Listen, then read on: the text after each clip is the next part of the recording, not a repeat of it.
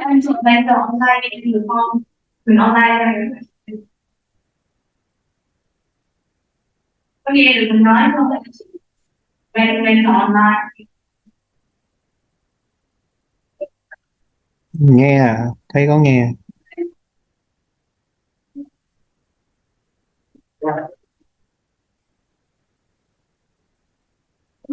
Ra rồi. Cái anh trực quý nghe được chị nói không? Anh hồ về này. Rồi gần vậy mình sẽ bắt đầu quản tới.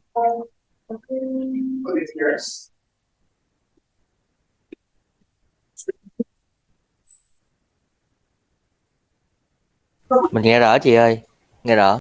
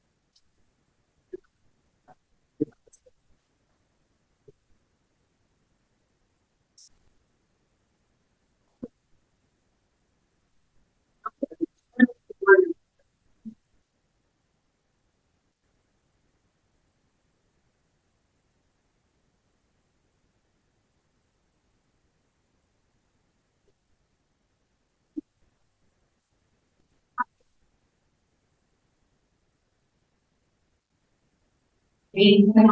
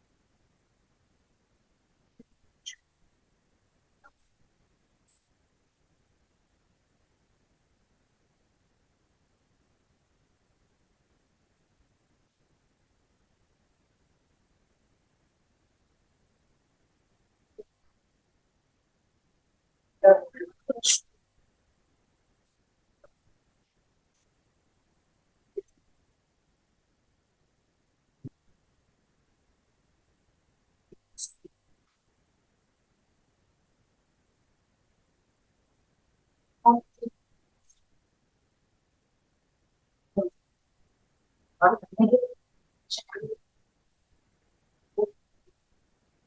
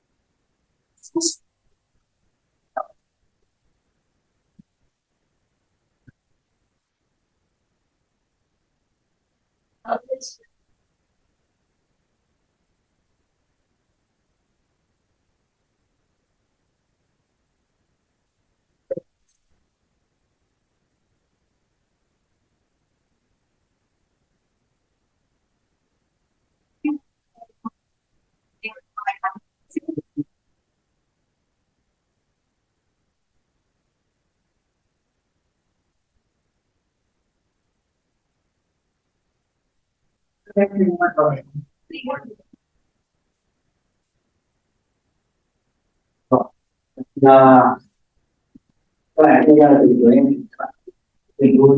Giờ lời đầu tiên thì em xin mời tất cả thầy cô từ từ cô bé là em từ làm cái tình vui em rất biết được thôi lý điều phối. Giờ ngày hôm nay sẽ cho trước ngày 26 tháng 9 thì tụi em cũng đã có được like của chị và các bạn để chúng ta nhận đưa ra những kiến thức về quy trình của sức. Thì hôm nay chúng ta sẽ làm quay lại những cái kiến thức đó cần thiết của quy trình của nó. Thì sau đây em xin mời chị Hiền của Avan của Alice sẽ tiếp tục đưa ra những kiến thức liên quan đến quy trình của phức tạp. Và đây mời hai chị sẽ bắt đầu cùng tiếp cận sân khấu. Hello, everyone.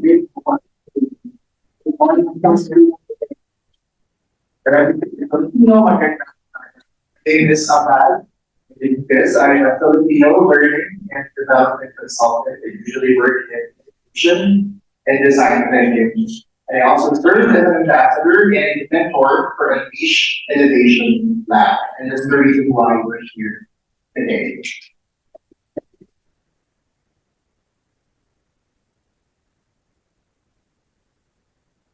Today I will be joined by my colleague Ian. Say hello.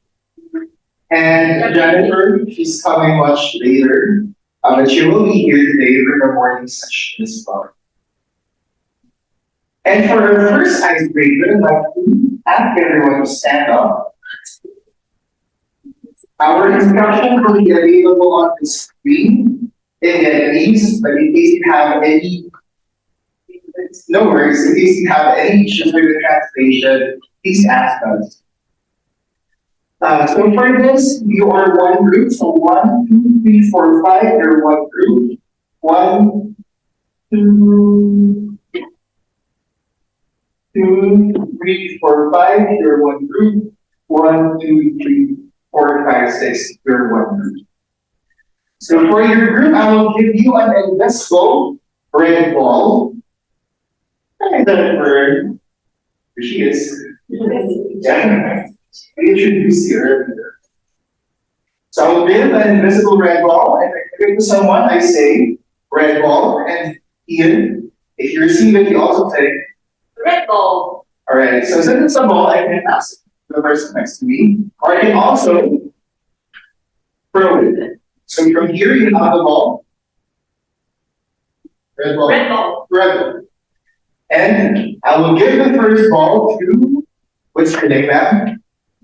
Okay, red ball. Red ball. Red ball. And you can pass it within your group. Red ball. Alright, so you can go ahead and pass it now. Oh, you have the ball.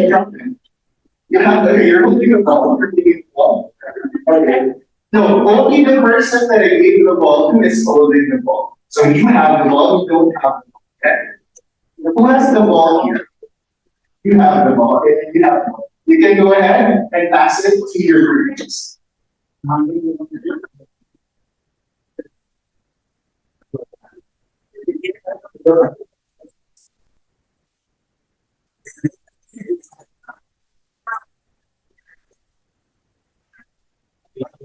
ball. Red ball.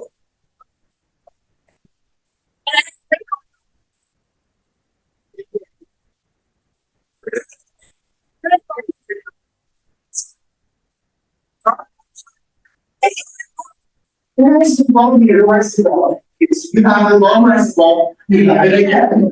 You like the ball. You like it here. You have the ball. Next, I will give you a bread bowl. So since this is a bowl, you cannot throw it, right? So if I say bread bowl, imagine that I'm moving, and I will give it to you. Bread bowl, bread bowl. Be careful, because if you drop it, then break. Bread bowl, bread bowl, bread bowl. Bread bowl. Alright, there you go. You can pass it around. Remember, that you have the bread bowl. In your group, you have the ball and you have the bowl. Go ahead.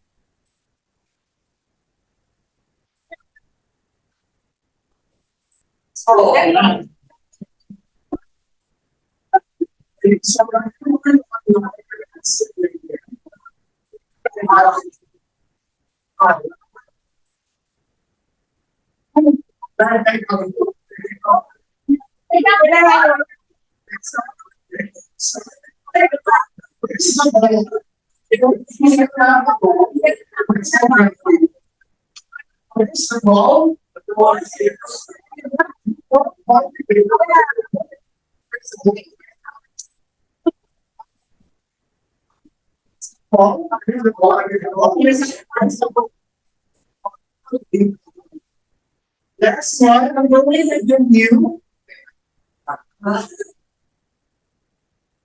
red bells. So we have to go red bells, and then they give it again 2 hands. I will give it to your hands are empty. Red bells. Red bells. Red bells. And look how you go in your hair.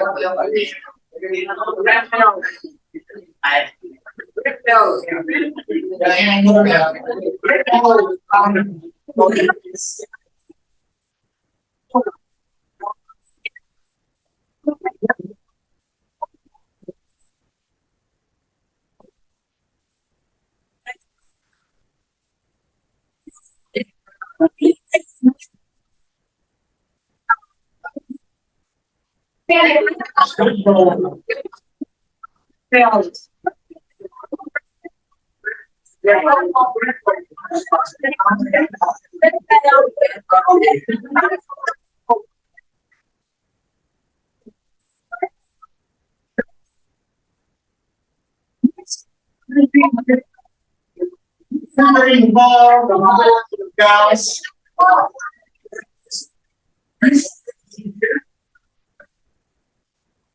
He's red boys. He's doing everything. Because you know these are the waters. Okay, I think you're like, here. There you go. I'm gonna see something. You're like, I'm gonna get this on. Alright. Thank you, you never like that.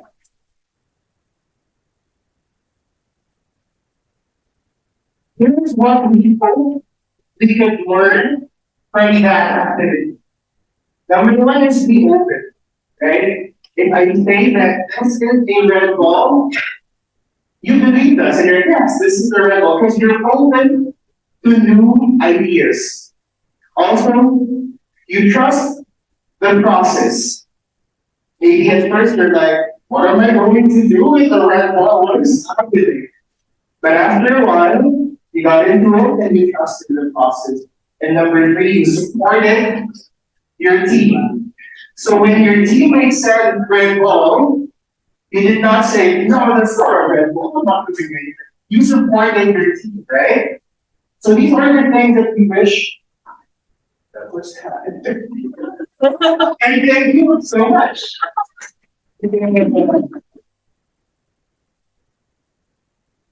That's the quickest workshop that I've ever seen. First time you get down, love it here.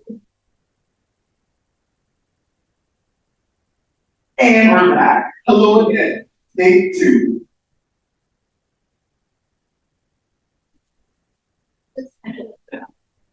Why I go backwards? Okay, there you go.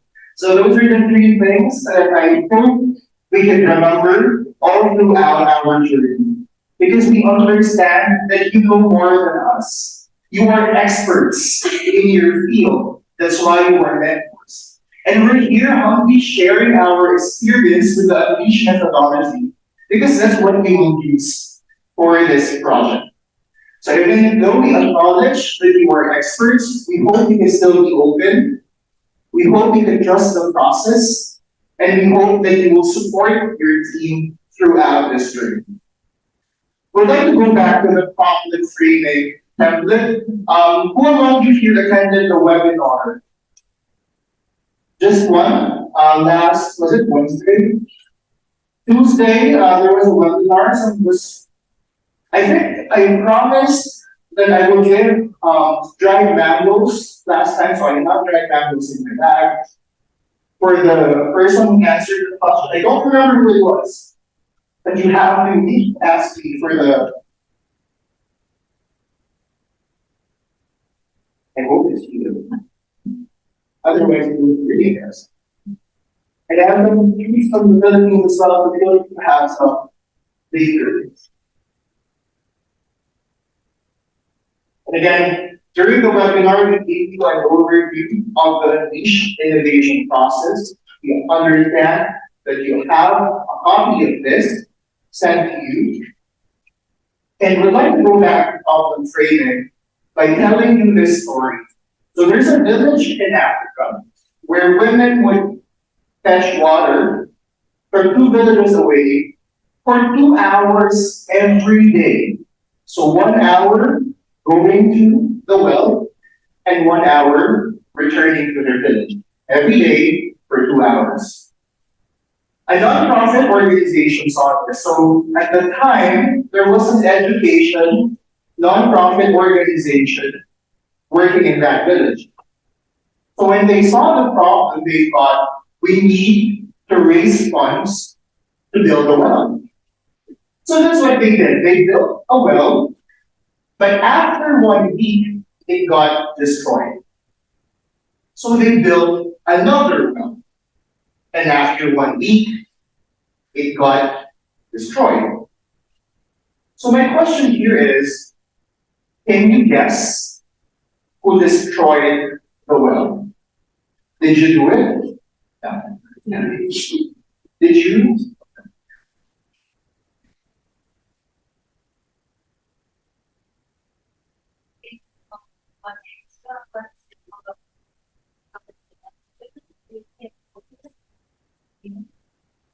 Why do you think they did that?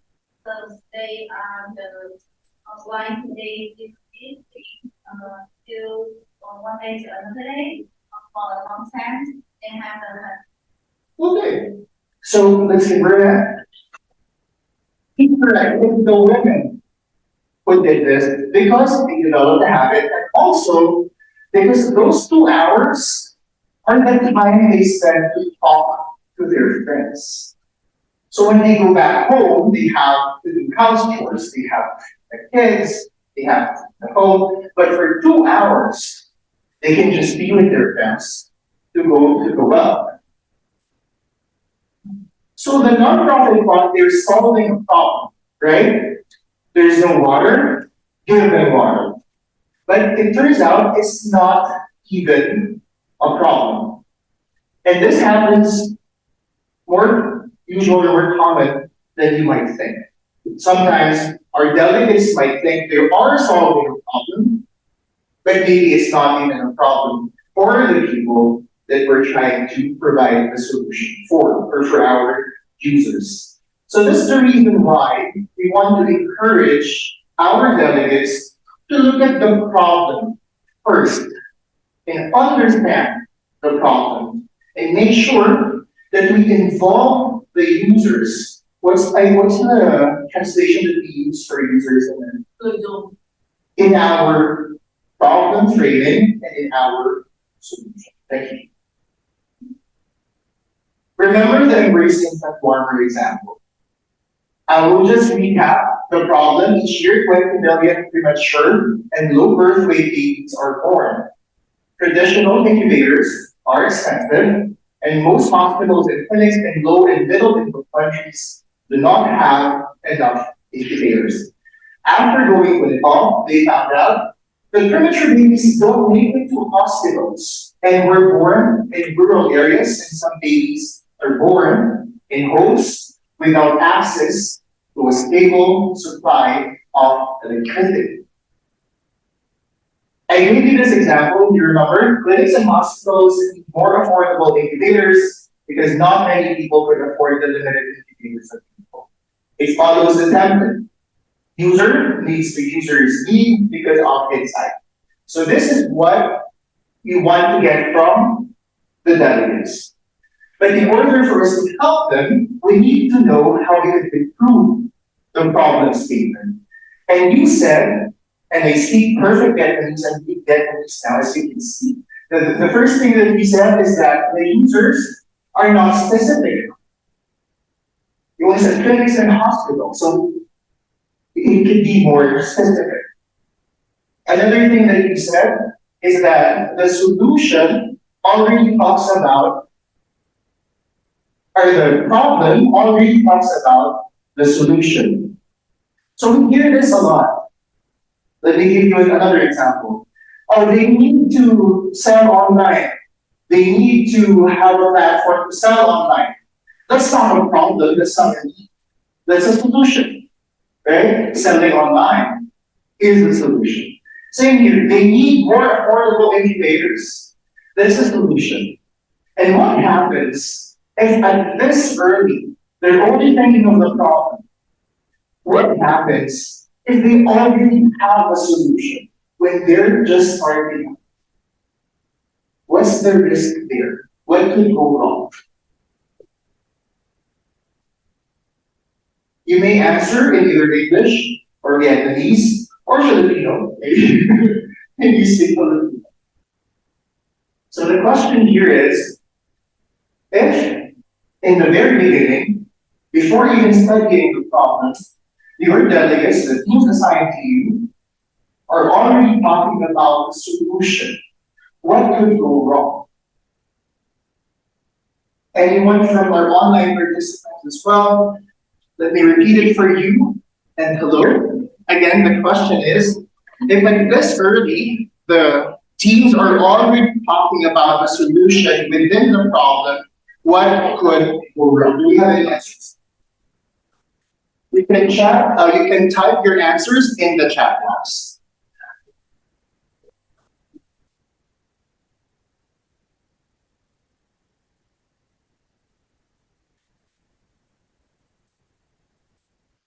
So I'll give you 1 minute to discuss with your team, and you give me 30 minutes to share your answers.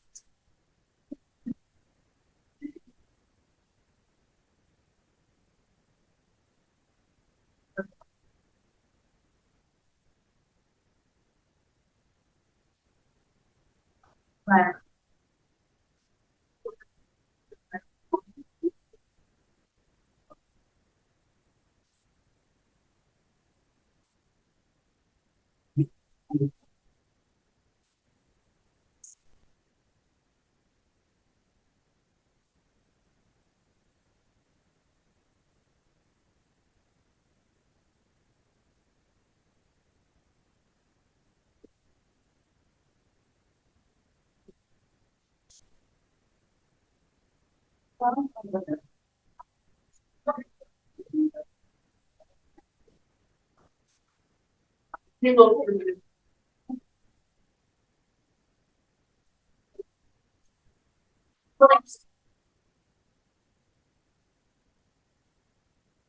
Mình sẽ tìm cách có từ này đến như này rồi bắt đầu như thế này các bạn đã có một ý tưởng giải pháp rồi thì cái điều đó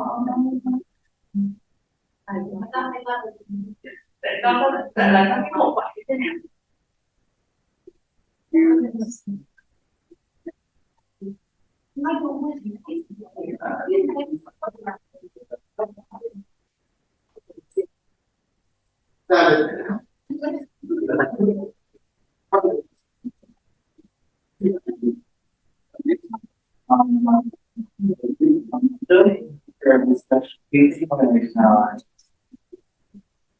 Hi guys, can you hear me? So this is a very interesting question, and after the previous example, our group also talked together and we came up with some keywords. The first one is mismatch.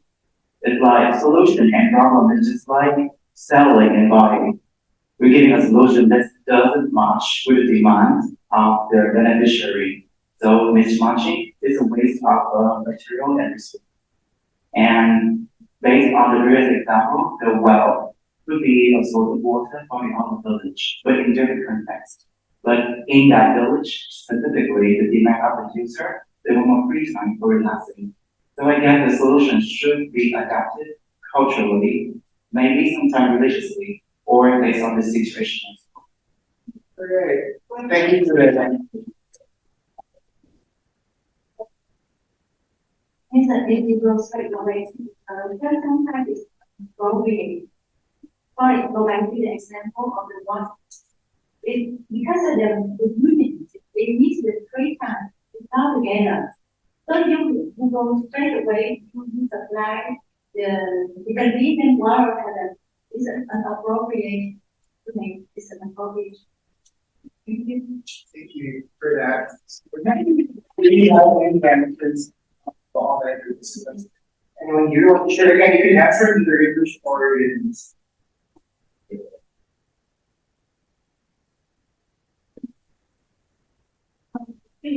Well, I think in this case, but answer is very simple. That if we try to do the way to well, the problem with us, right? Because we can identify us the environment behind that. And it's very well, whenever we're wrong, you know, we walk it. So instance,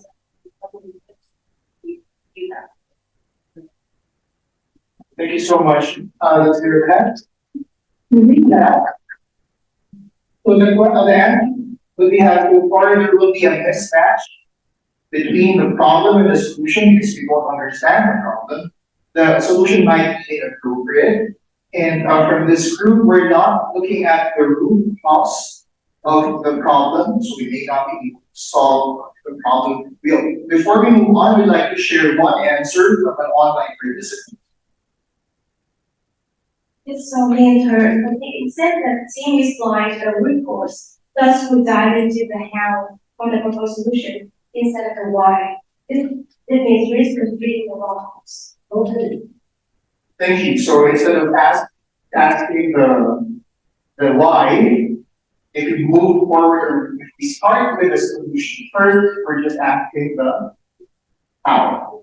Yeah. So you're already thinking of the solution and you're not considering the root cause of the problem. Thank you for that. Do we have similar answers over here? Are you happy with the answers given by the other mentors in this room? I'd like to give you the other example that we gave last time. It says mothers and community members need a portable warming device for premature babies that can be used at home. Is this a problem or a solution? A portable warming device. Is it a problem or is this a solution? It is a solution. So again, same problem as before. Because most premature babies don't make it to the hospital. So the insight, again, answers the question, why does the problem still exist? Maybe it answers the question why the problem still exists, but it's not very specific. We could even go to the root cause of the problem, just like with the online participant in this room mentioned earlier. So I'd like to propose another problem statement. Ian and I wrote this for this problem, and we have a Vietnamese translation on the other side. It says that we're going to look at the users first, the first part of the problem statement. Nepalese mothers in rural areas who have given birth to preterm infants along with their families. Is that specific enough? How can we make it more specific?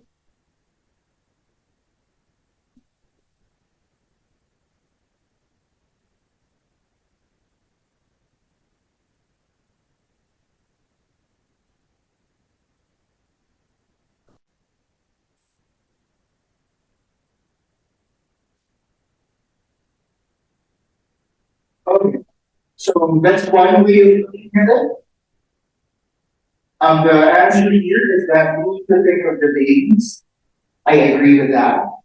But the people who will be using the solution are the mothers. And who will benefit from it, the babies as well, and the mothers and their families. But if we offer a solution, it's not the babies who will look for the solution, it's the mothers and their families. So I understand where you're coming from. And thank you for that. So going back to the questions, are the users specific enough? Because earlier, I'll give you the example that we have. We just say mothers and community members. Mothers where, community members where. So now we say Nepalese mothers in rural areas who have given birth to preterm infants. So not all mothers, but only those who gave birth to preterm infants along with their families.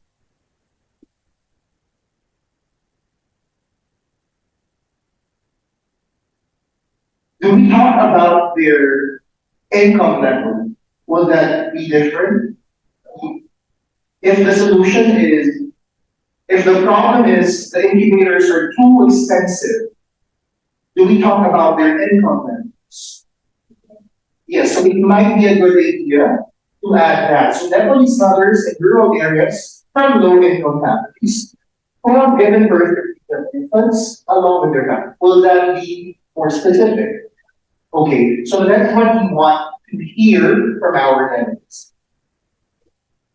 Next is the need, talking about a specific solution to find means to improve the survival and health of vulnerable preterm infants. Is that a problem or is that a solution? Okay, it might be talking about a solution. Is it a specific solution? Does it talk about an incubator? Does it talk about a device? Okay, so it does not talk about a specific solution. It's just saying to find means to improve survival. So we can accept this because it's not to find cheap incubator. Because if you say find cheap incubator, then that would be a specific solution. And finally, the limited incubators are only found in hospitals and their constrained resources deter them from accessing hospital care, leading them to care for their preterm infants at home, where a consistent supply of electricity is not always guaranteed. Does that answer the question why the problem still exists? So I'll give you some time to talk about it, and he and here will translate the question for the insight. So the question is the need, and the next one. Okay. Does the insight tell us why the problem is, oh, you don't have to translate it. Well, the translation for us. So the question is, does the insight tell us why the problem still exists? Does this answer the question? And I'll give you some time to think about it.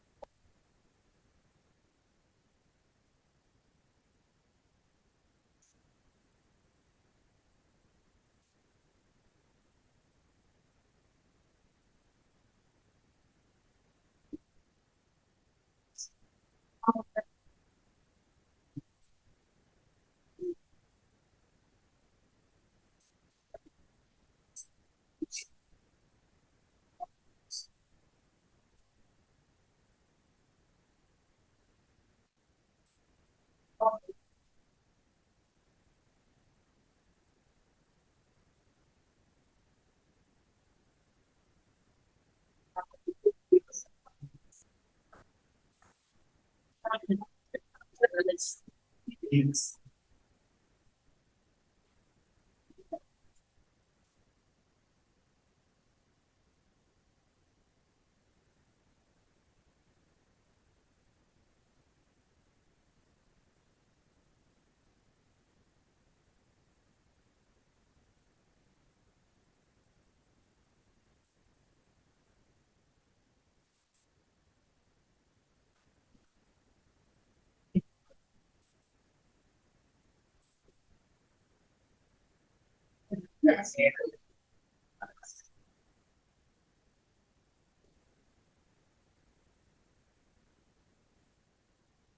Thank you very much.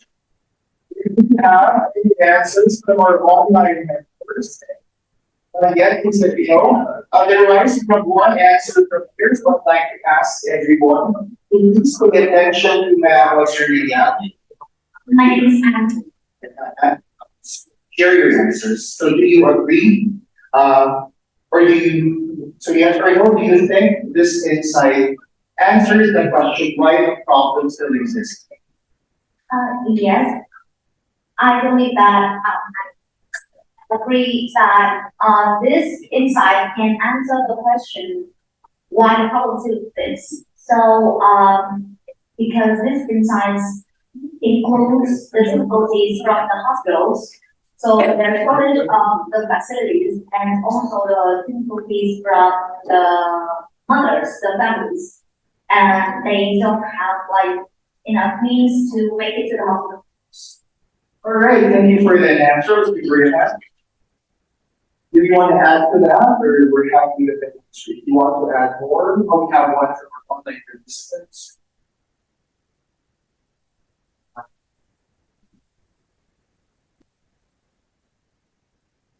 Please really double and share solutions. Why are the believers living why their resources are constrained and where is the supply of electricity not provided?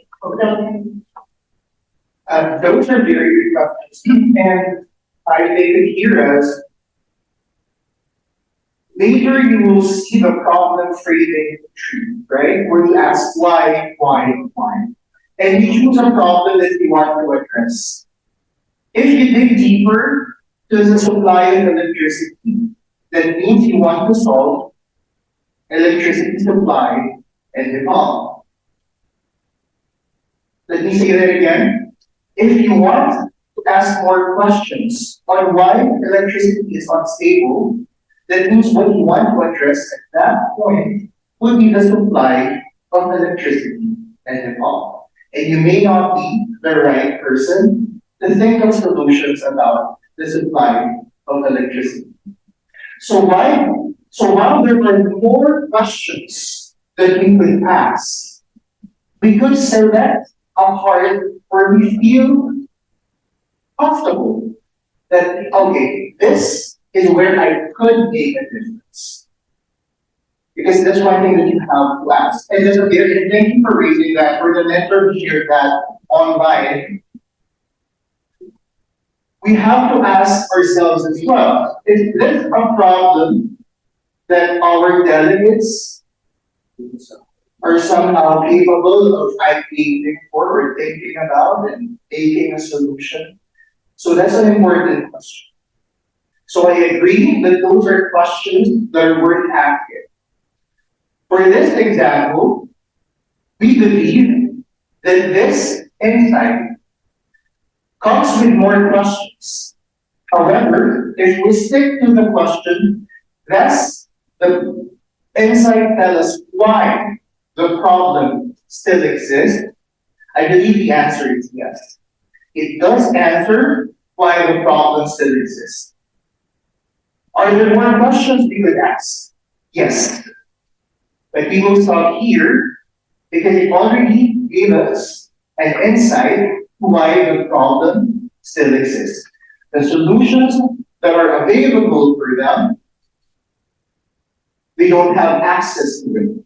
So that's where we landed. That's the insight that we came up with. Do we have more questions? I really like that question because this is something that we would experience when we work with the delegates. They might come up with a problem statement that will lead them into looking at different problems, right? For example, if we keep working on the problem of electricity, we keep looking at the problem of source of electricity, then in the future, the solution might be about electricity. And yes, it will solve some of the problems, right?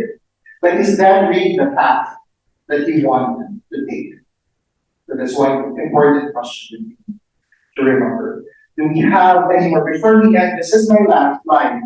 Do we have any more questions before we move on? How about online? All right. So again, salamat. Thank you very much.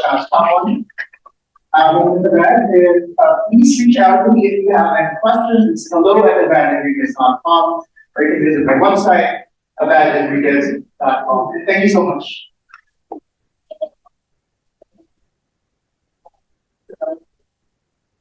And again, I have guests from the Philippines, so please go ahead and have some. I hope you like it.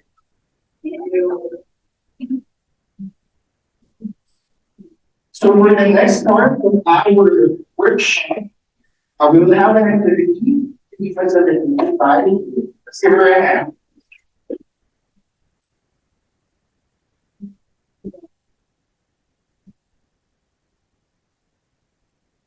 Right. Thank you, Eva, for walking us through the revisions of our grading. I think the next part is more about we learning from you and you learning from each other. Because as you do recognize from yesterday, you all have a lot of knowledge, experiences, and expertise in facilitating design thinking in various different fields. So we thought the best way to learn is through a work method, when you get to discuss some of the challenges you face when facilitating or mentoring a product training stage. So the instruction ends the screen. There are about 6 tables over here, divided into 2 groups, Group A and Group B. So we have Group A is a table with the red post-it note, and Group B are the table with the black post-it notes. Right. So you'll be rotating from one table to another. About 12 minutes, you spend about 12 minutes in each table. Sorry, 10 minutes in each table. When you come to a table, spend about 2 minutes in your own silence to write your own reflections on some of the questions we would like to do later. And then in the remaining 8 minutes, share with the other people in the same table why you have got that answer. Yes, we will provide notes if you. I think that many of you have your pens. To bring your pens with you. Is that clear? For our online participants, Kwame will be facilitating the activity for you. All right. So there are 3 topics involved. Number 1, this version first. How do you work with teams with an existing solution in mind very clearly? You saw yesterday, your delegates are extremely enthusiastic, right? Some of those feel like they already have an idea that they want to do. They have a project in mind, want to implement. But how would you bring them back to the starting point of thinking about the problem as a team? So that's question number 1. Maybe topic is 1. Topic number 2, how do we explain a problem framing template to teams who can't seem to understand what an insight is? So when we work with teams to translate the activity card, we have to spend a lot of time debating how to translate the word insight into Vietnamese. Because we couldn't find actual equivalent for that. It's a quite new word that we don't have a direct translation for in Vietnamese. So definitely when, I do believe you have, the best expertise to explain that to our team members, our delegates, but it may take time for them to understand the concept. How can you help bring your team to that level when they understand the insight? Topic number 3, how can you motivate teams to think they are spending way too much time on problem framing? In our experience, facilitating different innovations, problem framing is always the longest one. So in India, where travel was as well, in the program of about 7 days, most of the teams spend 3 to 4 days. That's more than half of the time they have to just do problem framing. Because it is hard, it is the first step, also the first challenge the team needs to overcome in order to move on. And sometimes when you have progress check with your team, you realize that you're not ready. And you will have to be the one to tell them that, sorry, you're not ready. I do think that this will work a bit more before you pass it. And that can be frustrating for them. These are young people. They're super excited. They want to get things done tomorrow. They're might like, I want to change the word tomorrow, and we understand that. Yeah, but you will need to find ways using the tools you have to keep motivating them, help them understand why it's so important to continue studying at Crawford. Right. So I will switch this to the animate versions so that you can have like deeper reflection from your own experience. So I think I would like to invite everybody. I know it's Sunday morning. I know I've seen like coffee. Yeah, so let's stand up, walk around so that you could get blood circulation to the body. Yeah, you can choose whichever table you would like to go. So we would like you to at least visit table with questions that is different from the previous round. Right. And that can be helpful for Like how we did something different. Great. So when you visit a table, you can just take the post-it note and write on your pencil and put on the table directly. I think we start with round one.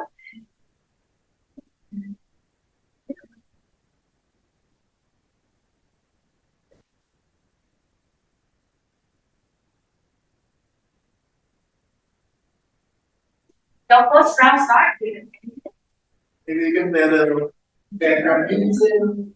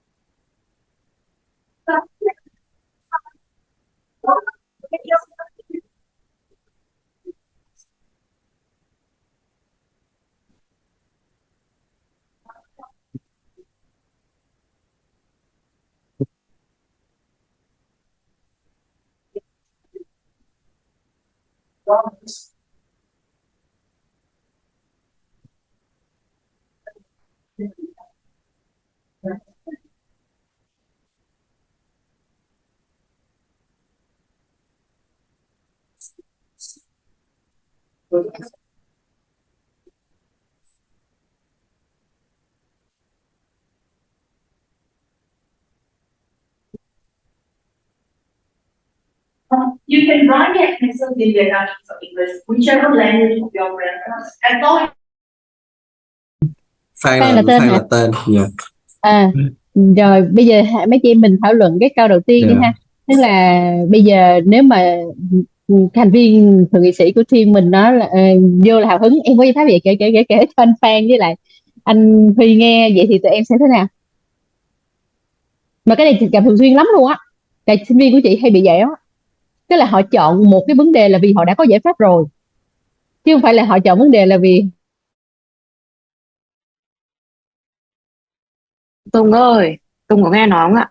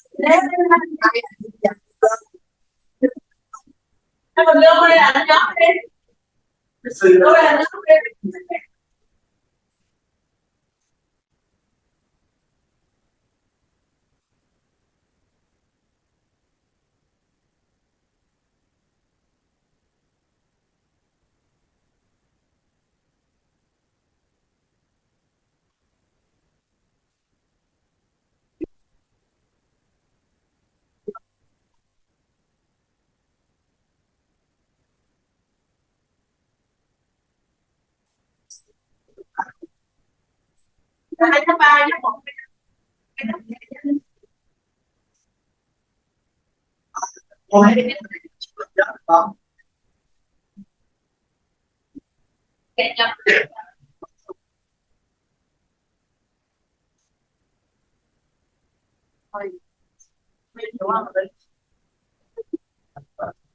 Tao không đang để chị làm dạng này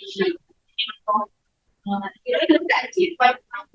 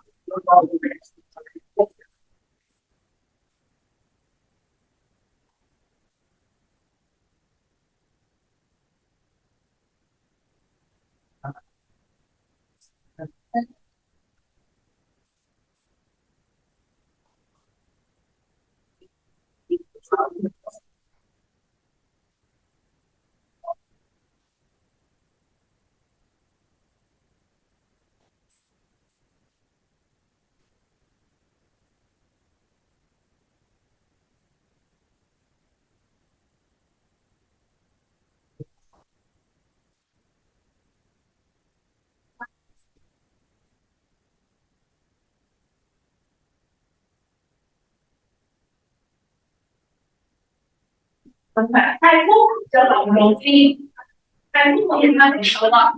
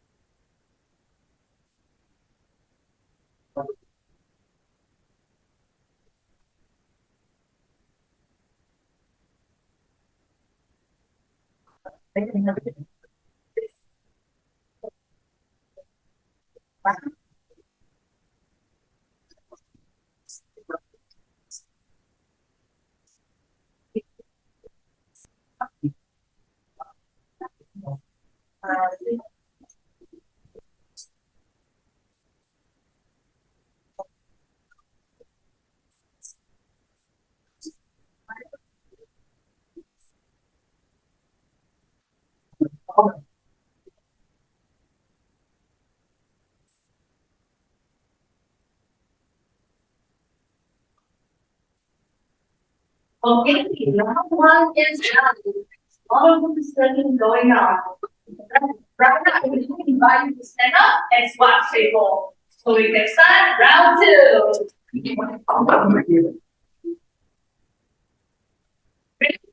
Ready?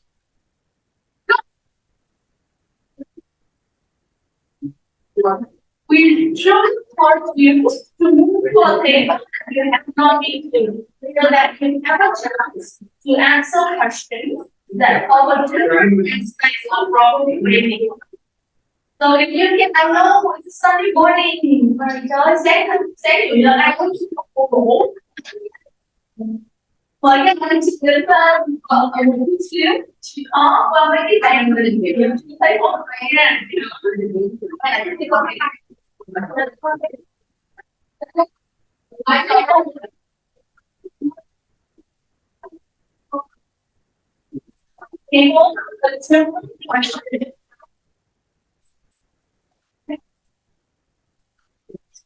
mọi người cái là chị này mà cái một mình lời nghe không đồng ngồi ngồi phim mới không được.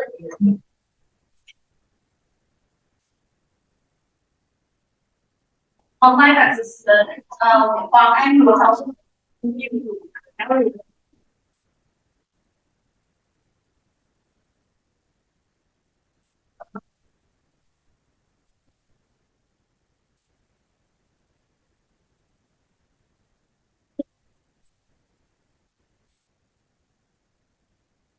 Thì tôi sẽ nấu khác đưa ra cái vấn đề như thế nào.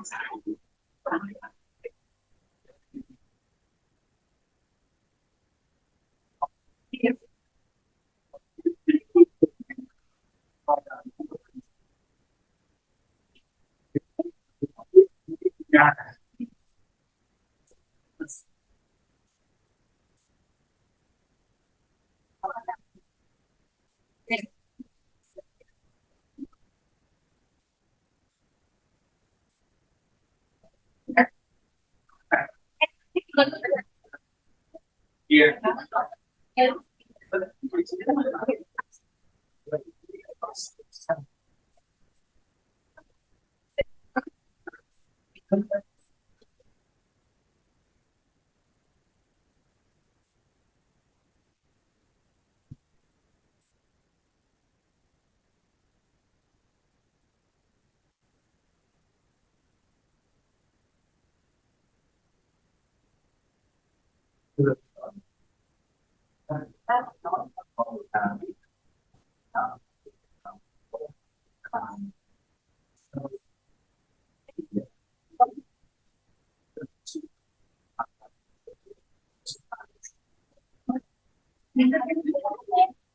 thì anh có biết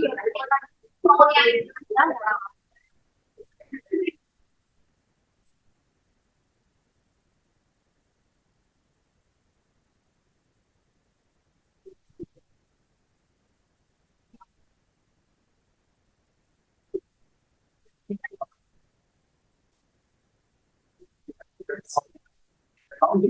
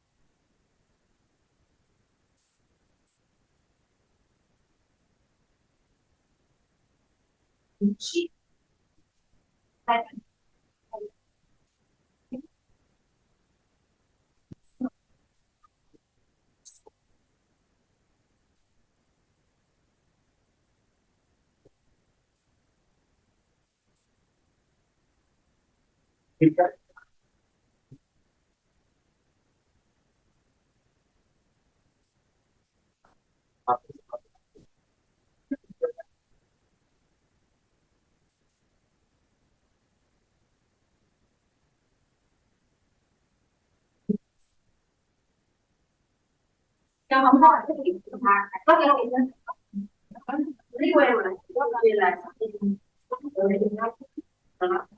cái gọi cái sự nhân của nó trước bây giờ là nó quyền nói lâu đó sẽ được còn chúng ta hỏi cái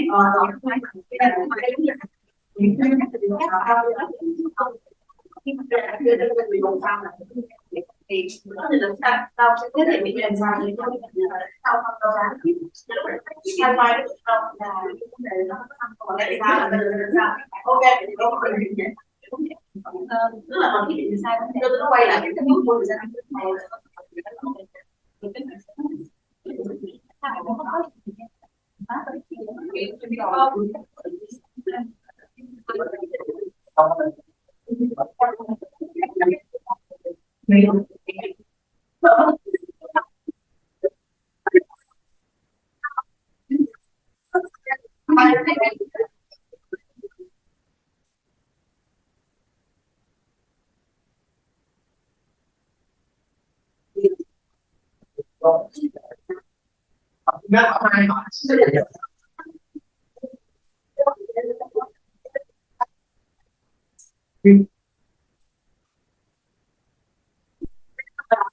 cái này là làm sai nha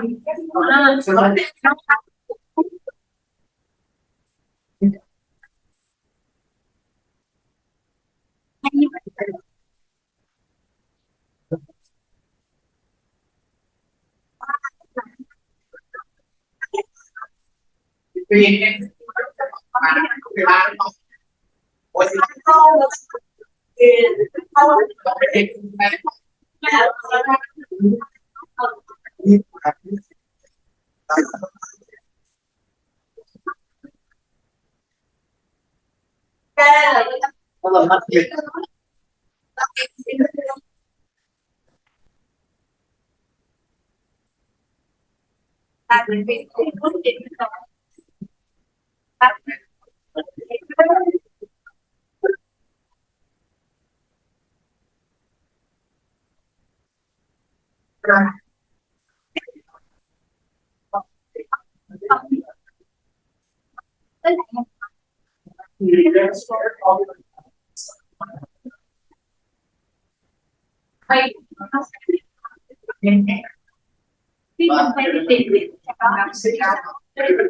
phải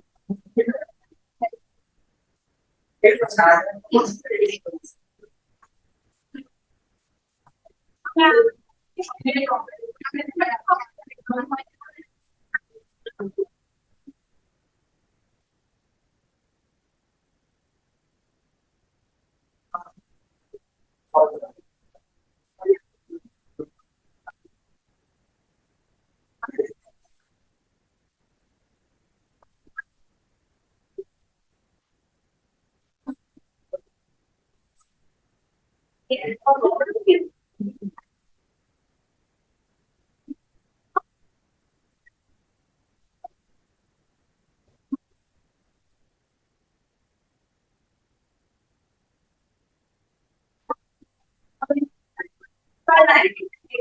đầu tiên của mình mời mọi người nghe như là mời mọi người nghe anh chị phát lại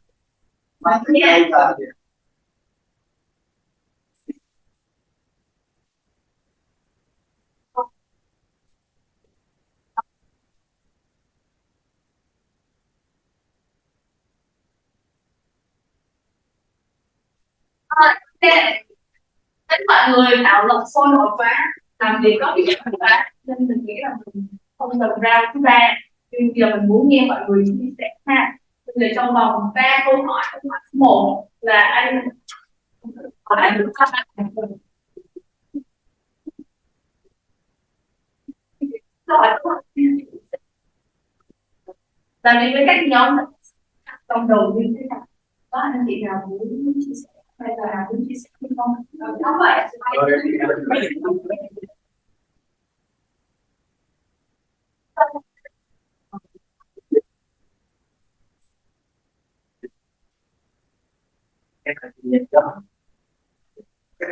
Thì thật ra thì lúc này có một tích nghĩa là khi topic này thì mình đang đóng vai trò vai trò PT, có nghĩa là cái control của mình. Thì cá nhân anh nói thì anh nghĩ rằng là mình đóng vai trò cái thành viên trong nhóm, và cái công phải đi đặt ra là làm thành viên với cái nhóm mà anh đã có sự còn, thì anh nghĩ là để mình đóng vai của cái thành viên trong nhóm thì nó sẽ phù hợp hơn. Còn ví dụ như mình đóng vai một vai trò thì mình sẽ là hỗ trợ các bạn, mình nhờ các bạn phân tích lại, trình bày lại những cái bước để đưa ra cái ý tưởng có sẵn này. Mình phân tích lại xem các bạn đã đi đúng các cái bước của design thinking chưa, mình sẽ giúp các bạn có thể là cải thiện. Hoặc là nếu mình là một cái thành viên, một cái thành viên tham gia vào nhóm luôn, thì mình sẽ có đầu tiên đó là mình có một cái bước trình bày, chờ các bạn trong nhóm đó trình bày lại cũng như là nói lại xem coi là cái bước đưa ra cái ý tưởng này. Cái thứ hai đó là mình khi các bạn trình bày thì mình sẽ dựa vào những cái kiến thức mình có để mình phân tích các bước các bạn làm nó có đúng hay chưa. Và khi mình nghe thì mình tự phân tích và mình nghe các bài đó, đưa ra hai cái ý kiến, có nghĩa là khi cho một nhóm mình đưa ra hai cái ý kiến. Ý kiến thứ nhất mà mình nghe các bạn không thì mình sẽ xem là mình có đồng thuận với cái này hay chưa, hay là cần bổ sung cái gì. Cái thứ hai đó là mình sẽ phản bác lên cái ý kiến để mình có thể là tìm một cái giải pháp mới thay vì một cái giải pháp có sẵn trong một cái team đang làm việc. Quay trở lại câu chuyện mình ví dụ tí, khi mà cái vụ mà bé thanh non đi, thì cái vấn đề gốc rễ ở đây là bé thanh non. Như vậy thì các bạn đã phân tích cái vấn đề này như thế nào khi các bạn đưa ra giải pháp là sử dụng cái lò nóng. Thật ra là mình cũng có hai bé sinh non mới từ điện thoại hơn, cho nên cái chủ đề này cũng liên quan tới. Như vậy thì khi mà mình đưa ra cái giải pháp cái lò nóng, như vậy thì thực sự là có từng cái giải pháp chưa, hay là mình còn phải phân tích những cái vấn đề vì sao bé sinh non và mình giải quyết cái vấn đề ở gốc rễ đó. Mình đưa giải pháp thì mình nhảy vô là mình đang cuốn theo cái lò nóng, ví dụ như vậy thì mình phải phân tích lại xem coi là nguyên nhân là cái gì để mình tạo ra cái sai. Thì thật ra mình cũng có một cái nhân viên nên mình cũng tiếp cái người đi sai, có nghĩa là mình phải trình thấu rõ nguyên nhân gốc rễ của vấn đề, người ta gọi là kiểm sai. Cho nên quay trở lại câu chuyện insight có nghĩa là mình phải tìm hiểu kỹ, thật là kỹ nguyên nhân đó, tránh đưa ra cái giải pháp khi mình cuối cùng cái giải pháp mình đưa thực thi có hoặc mình thực thi nó sẽ bị dễ thất bại. Như vậy thì quay trở lại thì cuốn theo cái gì nó có sẵn thì nó cũng không tốt. Dạ, cảm ơn rất nhiều. Mình làm việc mình cái đó còn một đàn bên này đúng không, có cùng được không chị?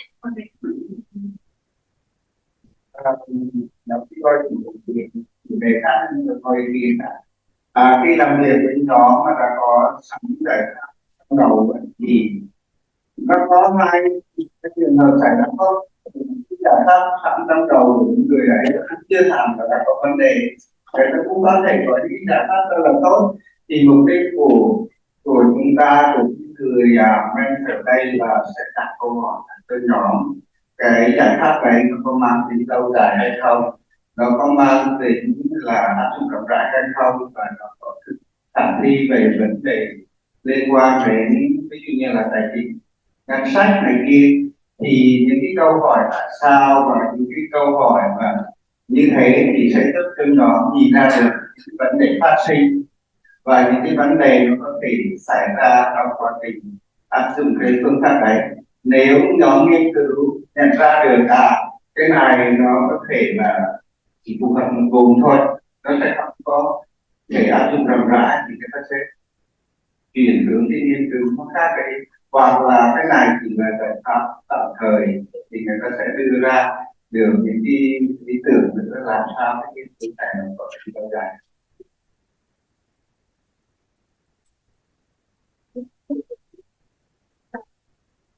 Khi mà nhóm có ý tưởng trong đầu, em theo cho ý kiến thì em thêm một ý nữa là mình có thể hỏi nhóm là trong cái quá trình thực hiện để đạt được cái ý tưởng như vậy, họ đi qua những bước như thế nào, dạng mình phải học đó nó chuyển mình người dùng hay chưa, họ đã khảo sát hay chưa, họ đã biết cái ai suy nghĩ mà họ có trong đầu để đạt được cái ý tưởng như vậy.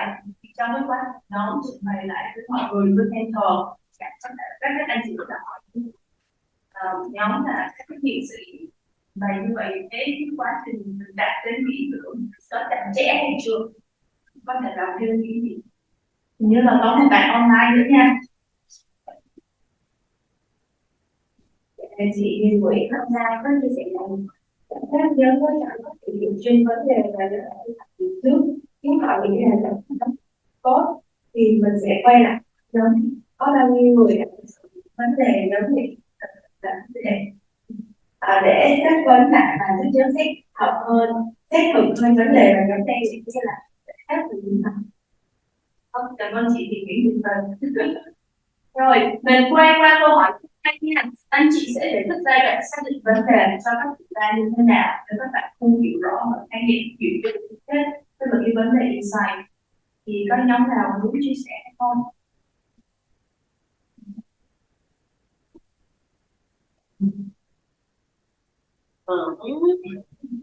Ai muốn trả lời câu hỏi hai không? Ai đừng bên đấy. Hồi này mới nói là đúng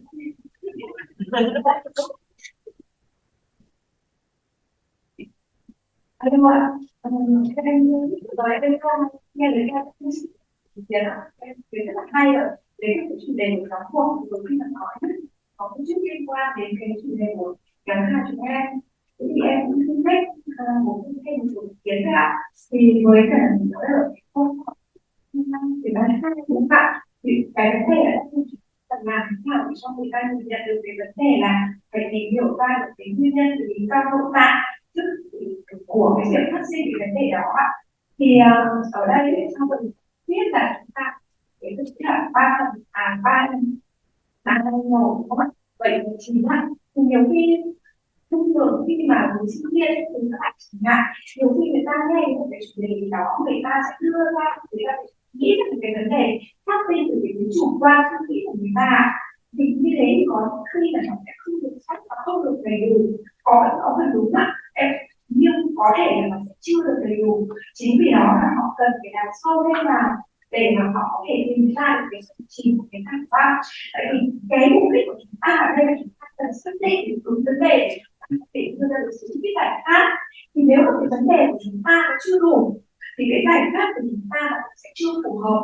Đặc biệt là ví dụ như chúng ta cái tiếng nào đúng không ạ, chúng ta cũng nhìn thấy cái vấn đề là họ đang vất vả trong cái việc đi tìm nước, nhưng mà thực ra họ lại đi do cái bản cái việc bây giờ đó. Thì như vậy khi chúng ta phải solution nó sẽ mát với cả cái vấn đề mà giải quyết của bạn đó. Thì trong đó sau khi mà có khi giữa đó là khi mà chúng ta xác định tất cả những vấn đề vào từng cái topic một như là sử dụng hiệu ứng sơ cả những cái symbol ạ, qua đó chúng ta sẽ nhận ra được cái vấn đề nào chúng ta có thể đưa ra được cái giải quyết chúng ta có thể giải quyết được, có những cái vấn đề chúng ta chưa thể giải quyết được ngay ở cái thời điểm này, thì nó sẽ giúp cho chúng ta có thể xác định chính xác vấn đề như là chúng ta không biết giải pháp phù hợp ạ.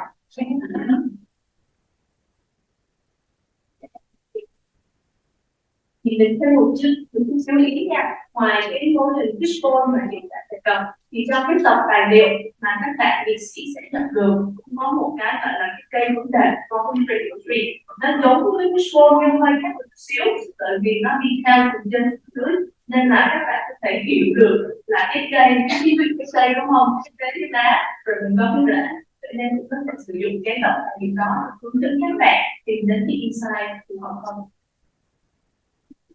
Đúng là có chia sẻ hơn cô.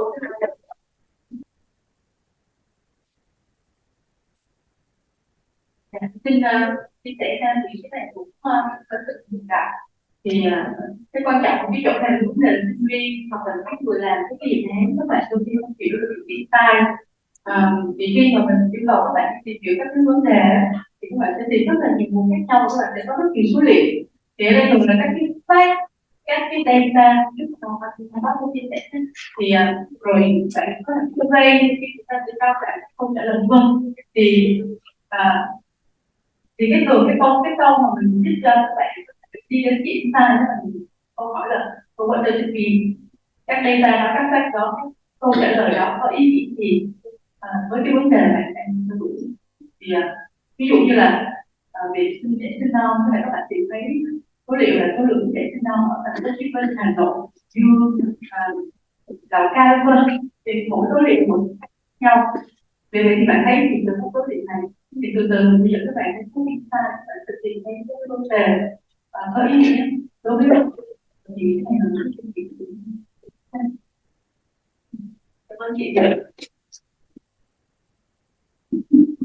Mình thêm một cái điều rất là trong cái ví dụ như là cái số liệu sinh non, thì khi mà nhóm đã trình bày là số liệu sinh non thì theo bàn từng hai các thứ khác nhau, thì một câu hỏi có chị có thể hỏi hiểu vấn đề là tại sao tỷ lệ sinh non lại khác nhau với các tỉnh. Mình hỏi những câu hỏi để kết nối cái gọi là pattern những cái số liệu như vậy. Rồi mình đến câu hỏi số 3, anh chị khích lệ những nhóm nghĩ rằng họ đã dành quá nhiều thời gian trong việc xác định vấn đề như thế nào. Có trong này có ý kiến gì không?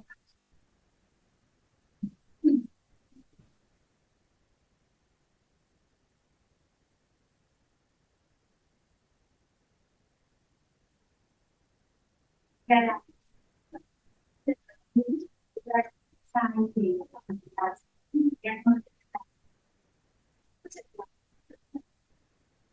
cho nhóm để dự trù những cái muốn như là những cái kế hoạch để cho đi lâu dài. Đây là giai đoạn quan trọng nhất, nên là thời gian để thực hiện sự thi là đưa ra nhiều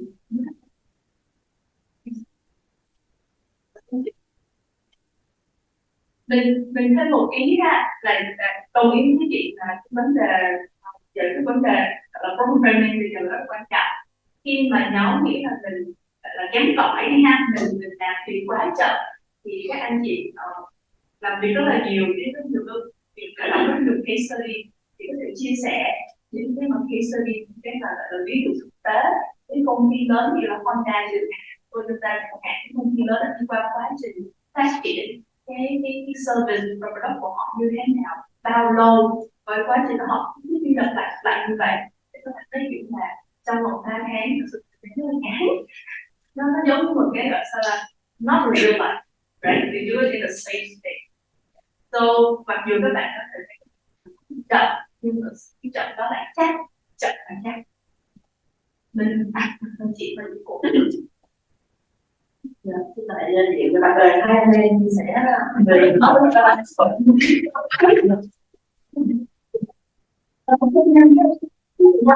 thì mình có thêm ý kiến là như chị vừa mới dẫn dắt là đến cái giai đoạn này thì chúng ta hơi mệt mỏi rồi, hơi chán trường, hơi nản rồi, vì hơi xác định vấn đề quá lâu rồi giải quyết có thể là mới nổi thì nếu mà mình làm em thì là vẫn nhắc lại một vài cái điểm mạnh của các bạn đã làm được trong thời gian vừa qua, ví dụ là dùng hơi khó khăn của nó một thành phẩm nó cái duy trì tới lúc này, lôi ra để động viên hoặc là cái sự gắn kết thông tin hoặc là những cái tài liệu thông tin mà nhóm tìm được trên lại cái kết quả này, ghi nhận cái nỗ lực các bạn có thể đó. Sau đó cũng nhắc lại cái timeline là mình vẫn đang trên cái tiến trình là mình cần có một cái giải pháp và cùng cố gắng không bỏ cuộc, chỉ còn vài tuần nữa thôi là sẽ đến cái chẳng hạn. Thứ ba nữa là cũng sẽ gọi là cho các bạn nhìn lại một số những cái vấn đề nào mà đã có được tin là chắc chắn là thì cái em sẽ có vài cái ý mà các em nghĩ là nó có thể là một cái giải pháp, nhưng mà nó chưa có rõ, chưa có đủ thuyết phục nó, thì mình nghĩ rằng là đâu phải quay lại cái vấn đề mình gọi là phân tích gọi là để thu được các cái vấn đề này và liệu có thể xem cái nó được phần đưa ra một cái giải pháp cho cái đề bài của mình không đó. Và mình nghĩ rằng như vậy thì chúng ta phải có cái gọi là nó sẽ dễ không tập trung đó. Và có thể là cái này gọi là có thể đủ không gian để thảo luận, thay vì thảo luận ở trường thì thảo luận có thể là nó hay hơn, có thể cùng ngồi với mấy đứa nhưng mà họ có thể là nghe một là trà sữa trà ôm gì đó, thì để cho cái đứa nó có cái không gian mà nó được sáng tạo trong cái không gian, thì đó là các học viên của mình có thể giúp cho các bạn gọi là thứ nhất là các bạn cảm nhận được là anh chị mentor đây ở cùng mình, sát cánh bên mình. Thứ hai nữa là mình sẽ không cô đơn, và cái nỗ lực của anh chị cũng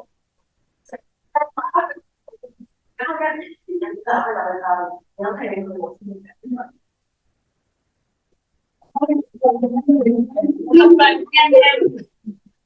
rồi mình theo một ý khác, chị nói cái ý là ý số 2, chị nói là nếu mà nhóm đã có một cái gọi là giải pháp trong đầu rồi thì mình đặt câu hỏi suy nghĩ ngược lại. Thực sự đó là cái vấn đề khi mà em thực sự trong cái việc của em thì em rất là sử dụng cái đó rất là nhiều, vì nhiều lúc mình không muốn họ nghĩ là cái ý tưởng của họ là sai, mình không hay, muốn họ nghĩ sâu hơn một chút xíu để họ xem là cái ý tưởng như vậy thật sự đã bao hàm cái vấn đề hay chưa, hay là cái vấn đề lớn hơn của họ tiến tới. Rồi có thể là thực tuyến không có hỏi còn nhưng thực sự là rất thích gọi là facilitate những cái mà kinh nghiệm chia sẻ như thế này, bởi vì là mình thấy là mình học được mọi thứ rất là nhiều, và khi mọi người mentor các bạn thì sĩ trẻ thì sẽ hiểu là không có cách mentor nào đúng hay sai, mà chỉ là tùy vấn đề, tùy trường hợp, tùy trường điểm, tùy người mà mình làm việc với. Nên là phải rõ là cái việc chia sẻ này có nghĩa là thì chắc là uống cà phê, vậy nên là mình suy giải ra và rất là gan hơn.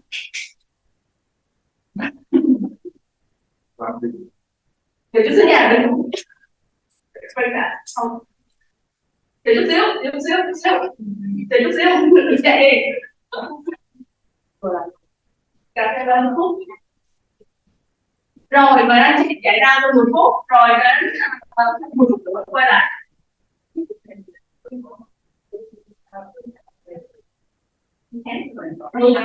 10:45 hoặc là 11:15 mà các chị quay lại mình tiếp tục để cho anh chị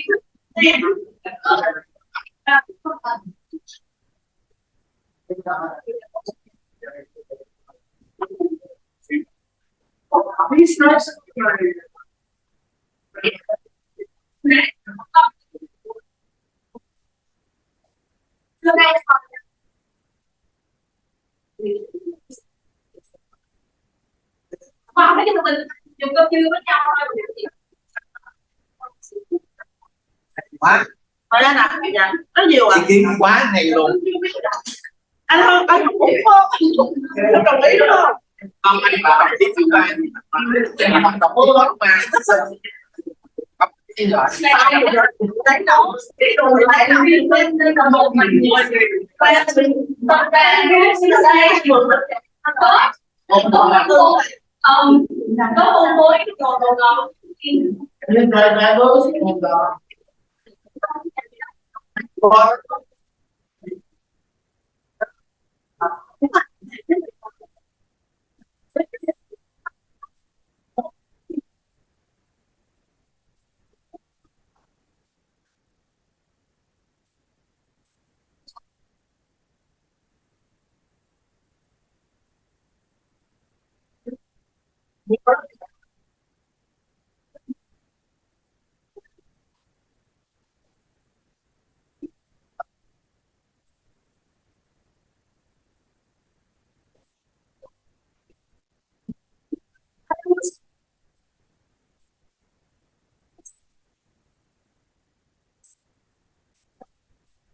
One lady was a girl okay or one lady is okay, one lady is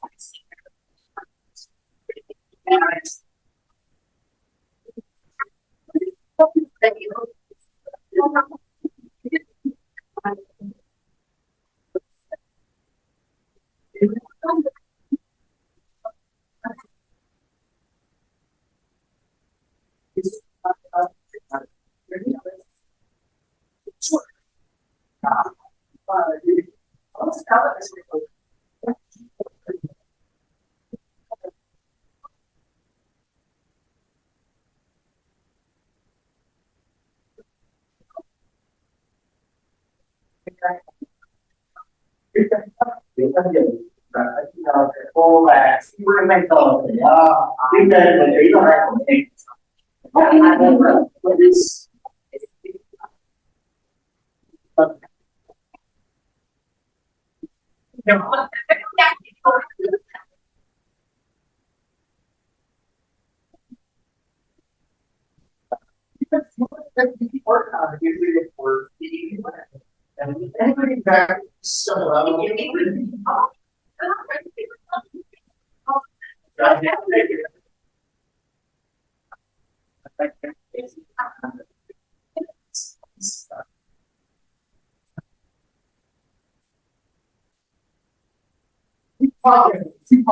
Đó thì nhiều người học rồi.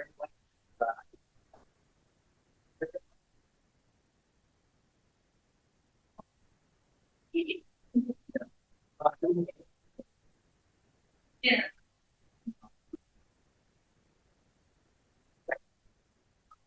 Why not online lessons? I did.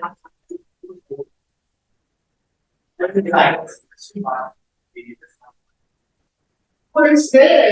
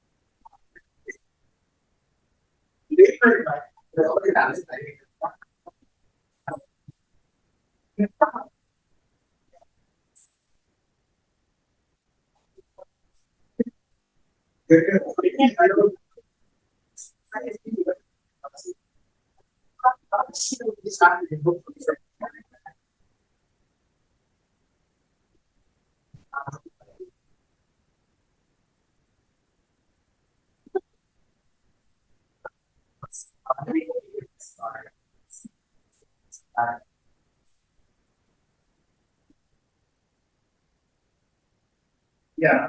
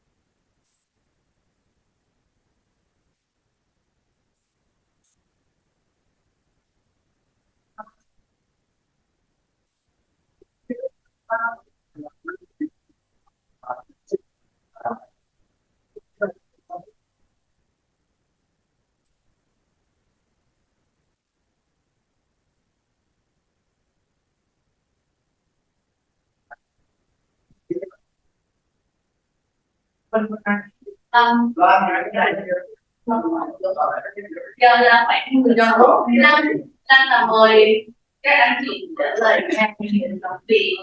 Phần tiếp theo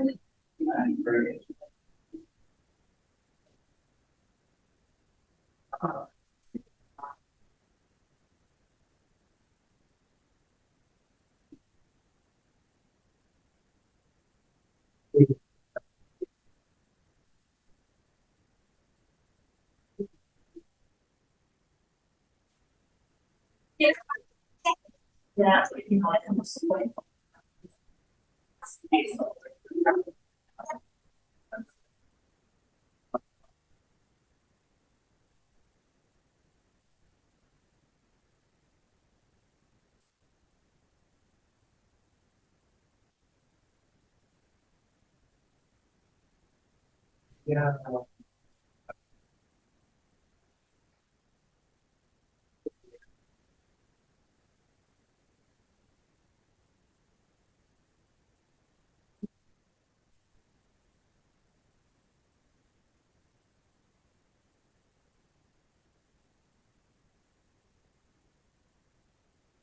Hello, everyone. Nice to meet you.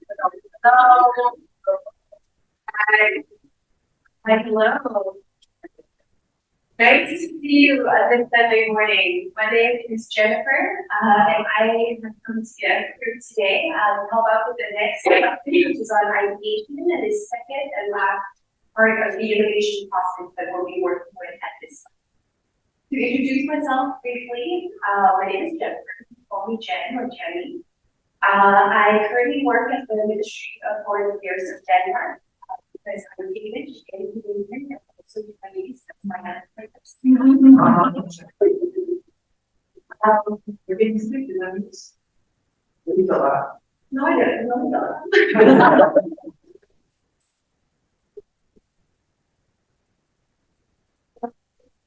First, like, again, thank you very much. And I'm so glad I'm getting to translate whenever necessary. I used to be part of a niche. I used to be part of the secretariat. So from 2018 to 2021, I contributed to the organization of innovation labs in Singapore, in China, and other places around the world, and created the community around the niche. So this is very positive for us to see that it has made its way to Vietnam, and that people such as myself are volunteering this time to be part of the movement to train more people in sustainability innovation. All right, ideation. We've already talked about public grading today and in today's past. And usually once you get to ideation, that is when people get really excited.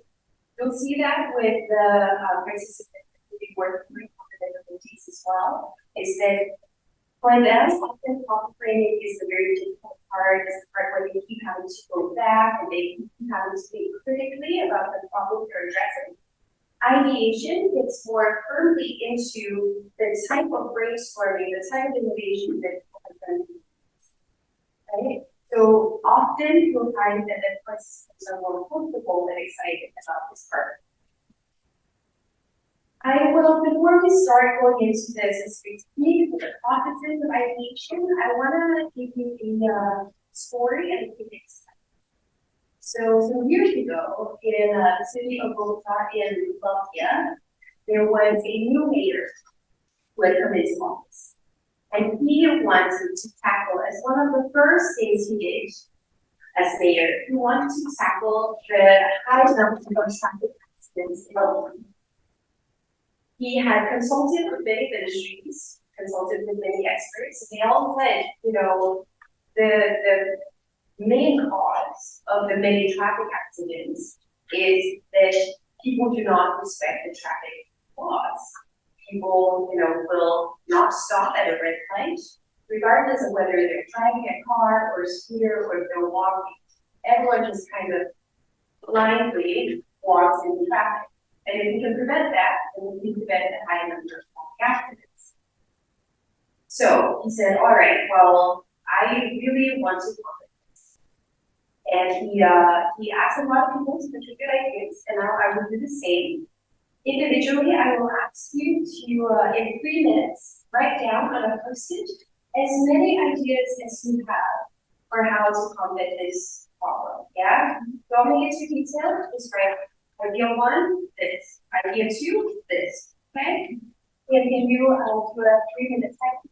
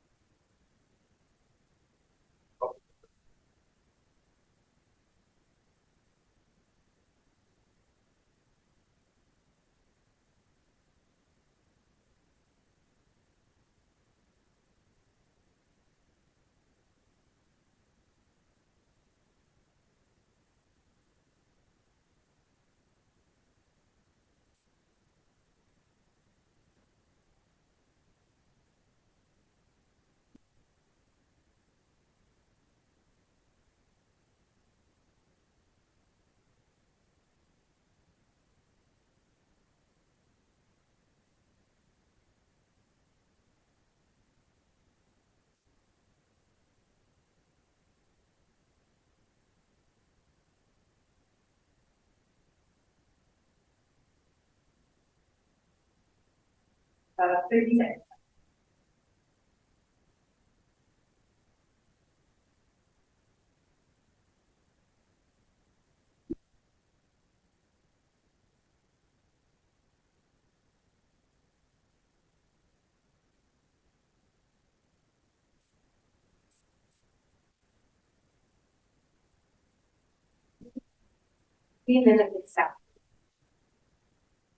Okay, let's do show of hands. Raise your hand if you have more than 5 ideas. More than 5 ideas. Yeah. And people at the back. More than 7 ideas. Okay, so I'm guessing that you came up with about 3 to 6 ideas average. All right, okay. Can I hear some of these ideas? We'd like to share. Come in the back or please. Very nice. Is to enhance history of some attitudes for graphic violation, right? Penalty. Second is to remove law and remove violation. That's true. If you remove the law, you're gonna violate. Yeah, and then it's to install more CCTVs on the roads. Yeah, and have CCTV warnings or do more monitoring. Yeah, and that's penalties as well, right? And next is to promote the education of traffic laws in school universities. Okay, prevention through education. Yeah. Yeah. Raise public awareness in general. So a public awareness and empower students in designing the traffic laws. Okay, so involve more people so that people have ownership in it, and then yes, I think maybe young people, okay, empower young people to take an active role in preventing traffic violence. Yeah, very nice. Thank you for sharing. And yeah, and I know. Morning, everyone. I have some idea about people scan the line, my partner. But it's here, my solution, I want to fire the city that broke my problem for traffic charges. But I found solution, maybe my lawyer. So why we don't have to build good traffic and police? Because they want to faster. They want to put more people, they want to connect the part, they rush. Yeah, the problem of the solution, what we don't have like cheap transportation fare, for example, free for children or crash. And moreover, for example, we did a case study in the Photograph Columbia location in the Shower, America, where I haven't been there, but I heard, population and Columbia control. So, problem here, beside propaganda, beside education, if I were, the government, lower. So, alcohol and the drug policy. And that the most important, even the modern citizen, like people living in Saigon, doctor, the professor, the master, very high degree. But after cheap beer and less after work and they break any law. The policy of my idea. All right, okay. Thank you so much for sharing. So here we have an example of linking this problem, going deeper into it and identifying that maybe the consumption of alcohol and drugs might be one of the key reasons why there's traffic violations. I see. Okay. Yeah, and that's what you.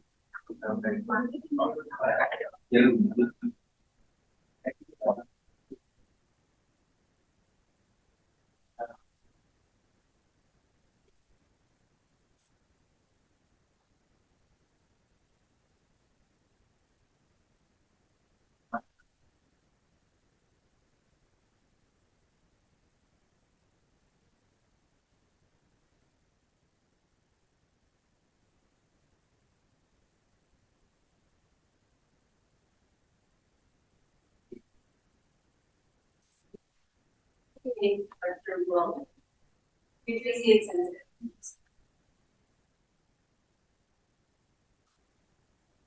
cities. Like the inventions are, it like it's originated from Japan or I don't know, but they will make like the road that can make sounds, irritating sounds when people like drive over the speed or they go or they drive too slow. So like they will like make pleasant sounds when they drive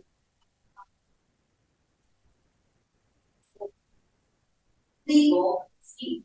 So I think that these images make like more fun and like people can follow this with like actually like they have to follow because the facility is not because like because if we change their minds it will take a really long time and not everyone will follow the rules if it's not because of the conditions makes them do that. Yeah, thank you so much for sharing that. We'll have one last one. Good morning, everyone. And good. Besides the education from my colleague, I will put one more different. In Vietnam, today's people said there are three colors of the red light. Green light, you can go. Yellow light, you can go. And the red light, you still can go. From my friend, I want to put more policemen on the road to care of people. So that's another different from the other. Yeah, thank you for that. All right, you will kindly get to, I will begin to what solution was. And I will thank you so much right now, is that none of the proposed solutions here was the actual solution. Those are all about the proposed. I want to do one more exercise based on this one, but now instead of answering ask yourself, may I ask round of hands, how many of you have children? A single. Some of you have children, or do all of you have nephews or nieces or children? And all of you know people who are below the age of 10. Yeah? Okay. Then let's do the same exercise now, but where you pretend to be a child under the age of 10, and you have to come up with solutions instead, okay? What would this child suggest as a way to prevent people from violating rights? We'll set a 2-minute timer.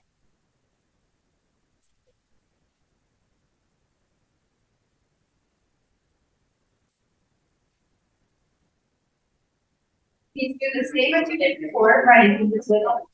Yeah. So on post-its, do the same as you did before, but pretend that you are a child.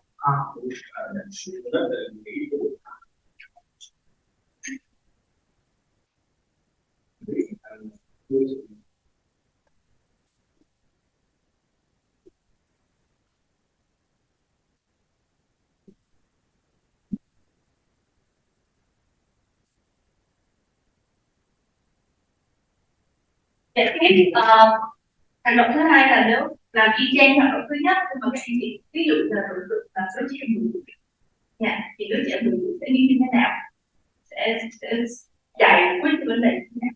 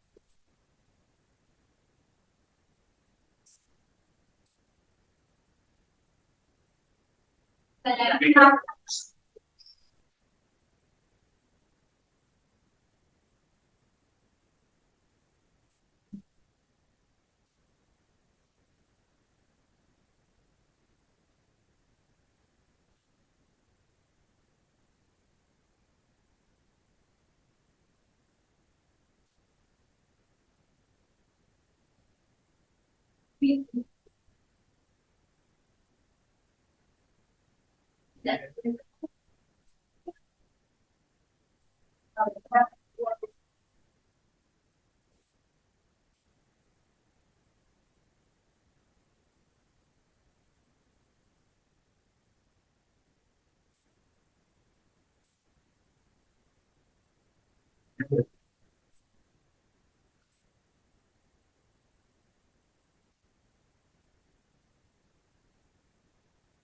here's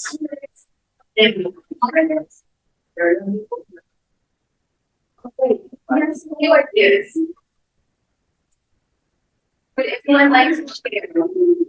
What new ideas? I just have to say I use my work with child because I have an experience when my son was very young, at 10 years old, something like that. Children like imitating. Yeah, so if adults do something, they do the same. When my son was young and he said, oh, that person crossed the red light, why that thing? Why not you cross the same so that we can save time? Yeah, so children like imitating is my idea. So adults have to be the mirror for the children. Yeah, we have to follow the traffic law and the children will follow it and you train them to do the same thing. Yeah, thank you. Yeah, thank you so much. Any other ideas here? Yes, Ethan. Let me in the first time to one of the law. So I think a child is very innocent and the way that the child perceives the world around them is very by nature they will pick up the idea and start to the way they react. So I think they will suggest you to go like us, so that you don't have to worry about the law. Or they can ask someone to drive you to some place, so you don't have to drive by yourself, and so you don't have to worry about the law as well. Or they will be very scared of policemen or traffic facilitator. So put some more facilitator on the traffic road to keep the life in a smooth way. And another way is they may talk to you that this whole way the traffic law is a good, it's a wrong way. So yeah, that's the way they suggest you. And they will ask you to read the law before you go. So I think these are the way that people can suggest it. Yeah, thank you so much. Did we have some response from the like this? One thing for 9-year-old daughter, and she said that she would install cameras once. Yeah, cameras. Okay. All right. Thank you so much. Again, some very good suggestions for how we could solve the problem of traffic violations. As it turns out, the solution that they actually implemented at the event was mines. So the mayor of the city of Bogota said the problem with traffic violations is not because people don't know that there's a risk. It's not that they don't know that they can be penalized for it. People know that there are traffic rules, so that's not the problem. The problem is that people don't care, right? They don't feel that it's their own individual responsibility because everyone does it. So if everyone does it, I might as well do it. If I'm the only person following the laws, then I am the stupid one, right? So he said, okay, we have to understand the human psychology. We have to understand that we can address people's own individual feeling of responsibility by inserting moms or clowns. And the job of the mice was to walk around in traffic. And then if the light was red and people, still walked across or still tried to drive across, the mime would run after them and make fun of them and kind of point to them and say, oh, this person has no shame. This person doesn't respect the safety of everyone else. We can discuss back and forth whether this is actually a good solution. But for Bogota at this time, it created a lot of awareness, right? And it did succeed in making people think about their actions and how it affects other people. So in that sense, it actually was a big success. Then afterwards, they were able to install more cameras. They were able to educate more broadly about penalties and traffic violations, things like that. But in the first, like as the first step, they have to make this feel like everyone's own unique responsibility. Okay? And what can we learn from that example? One of the things we can learn is that no idea is too crazy. When we do innovation, when we get to the ideation phase of the innovation process, we encourage people to have as many ideas as possible in the beginning. And then through a process of evaluation and selection, we get down and we actually just select like one idea that has the most potential. But in the beginning, we have to cast our net as broadly as possible. We have to capture as many ideas as possible before we can find one really good one. So starting at the end, what is our goal with the ideation phase? At the end of this process, we want to have at least 3 concrete, detailed ideas. So these are the sketches, and these ideas should have a name, they should have a description of how they work, they should have an illustration or a picture that will help explain how it works. Of at least 3 different ideas, okay? And then for each of those 3 ideas, we have to define the value and the complexity of each of them. How difficult would it be to implement? How difficult would it be to actually create this? And how much impact would it have? And then finally, we have one selected idea, which is one that we end up with at the end of each. Okay, how do we get there? First of all, we start with the process of brainstorming, which is what you just did, right? In other labs where we have done this brainstorming exercise, we've asked people to be as free in their thinking as possible. And as a result, sometimes in response to the traffic violation challenge, people come up with 10 or 20 or even 30 ideas. And some of those are crazy, but sometimes they have a little detail that can actually give the kind of idea. So the first tip that we give to people when they brainstorm is defer judgment or do not judge in ideas. Okay? Don't judge your own ideas and don't judge other ideas. If other people come and they say, all right, well, my idea for preventing traffic violations is to give everyone, to force everyone to have in their phones a monitor that will check if they're going too fast, when they're moving through traffic, and that monitor will make a loud sound when they move. Don't say, that's really expensive, and I don't think people would do this, would just turn off their phone. Don't think about that. That comes later. As a first step, maybe that's a good idea, and you write it down and you put it on the class. Okay? That's the first tip.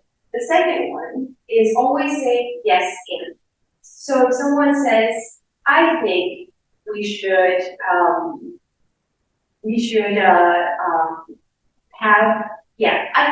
more policemen to monitor traffic violations. Then build on that idea, even if you think it's a bad idea. Say, okay, that could work. I think it would work better if we then added this as well. If we then gave the policemen more training, or if we offered incentives for the policemen to intervene more effectively. Okay, do not say, that's expensive, or we've already tried that. Third tip is to have one conversation at a time. So if someone is describing an idea, then we'll describe that idea in full and finish discussing that idea before moving on to the next one. Fourth tip is be very visual, be tactile. You can't tactile is like when you touch. So sometimes some ideas can be really difficult to understand. It helps if you're able to draw it. Either you draw the process, or you draw the actual device or the actual tool that is your innovation that is correct. You draw it out, it's easier for people to understand, and you will likely get most of it work. Then, as I said before, prioritize quantity, okay? With ideation, studies have shown this, that the more ideas you have, the more likely that you have one really good idea. It is very, very rare for someone to just have one idea and then that one idea is the best idea. Doesn't happen. Okay. One more tip is keep the focus on your problem grading. So you've already gone through the process of defining this is the problem that we want to address. Hold on to that. In all of your ideas, make sure that the problem you're addressing is the actual problem that you came up with. And this is where I think in the problem grade for the phase at the very beginning, you were asked if you have any ideas, please write them and then put them away in the parking lot, right? Now's the time to take some of those ideas back for the ideation phase. And then if any of those ideas do not address the problem that you have defined in the problem grading phase, then throw those away. Yeah? Okay, two more tips. Is keep the focus on your user or your customer. So something might be a really good idea for you generally. You often find the innovation lab where people say, I want to build an app. And it will be the best app. It will have all of this information about traffic. It will have all of this technology that will allow people to monitor whether you have violated traffic and so on. You have to remember, who's going to use it? Would they be likely to use it? Would they find value in that tool? That comes later in the process. But once you start to actually narrow down the number of solutions that you're going to be working with, one of the most useful ways to narrow it down is by thinking, what is your user or your customer most likely to find value? And then final tip is to stay energized. So sometimes you have teams who work in the ideation phase and they sit at a table and they just look down at their post-its and they write. And they don't get anywhere. They have 5 ideas and they don't have it. Here, we would usually encourage them to go outside, have some, talk about other things. Just take a break for a little bit, because ideas come to us and creativity comes to us when our minds go free. Yeah? So if people don't have ideas, let them go do other things. Okay. You'll find these guidelines for brainstorming in the Okay. There are many different ways to brainstorm. Earlier, we did one way of brainstorming where I asked you to sit individually and write down as many ideas as possible. But you can do it in other ways, depending on your mood. So some participants, some groups might prefer to work together the whole time. And here I would suggest that you maybe have one of them just come up with one idea in the beginning. For example, more CCTV. And you put that idea on a post-it in the middle of the table. And then you have everyone else contribute little details to that idea. What if we made this CCTV make noise when people violate? What if we make this change color when people violate that? What if we do any number of things and then you come up with maybe 10 extra ideas to that first idea? And that's how you multiply them. That's how you get more, right? And one idea will often inspire another one. So you can follow that process as well. And once you have come up with many ideas, usually we encourage a minimum of 30 ideas. Then you can start to group them and say, all right, we have one group of ideas over here that are about penalties. So decreasing violations by just, increasing risk of getting caught, essentially. And then we have another group over here that are ideas that have nothing to do with penalties, but have to do with education and public awareness. And then we have a third group of ideas over here. So try to group them a little bit so you get an overview of what ideas you This is an example of what I meant by being visual, right? So one of the requirements of the ideation process is you have to sketch out your idea. Here we have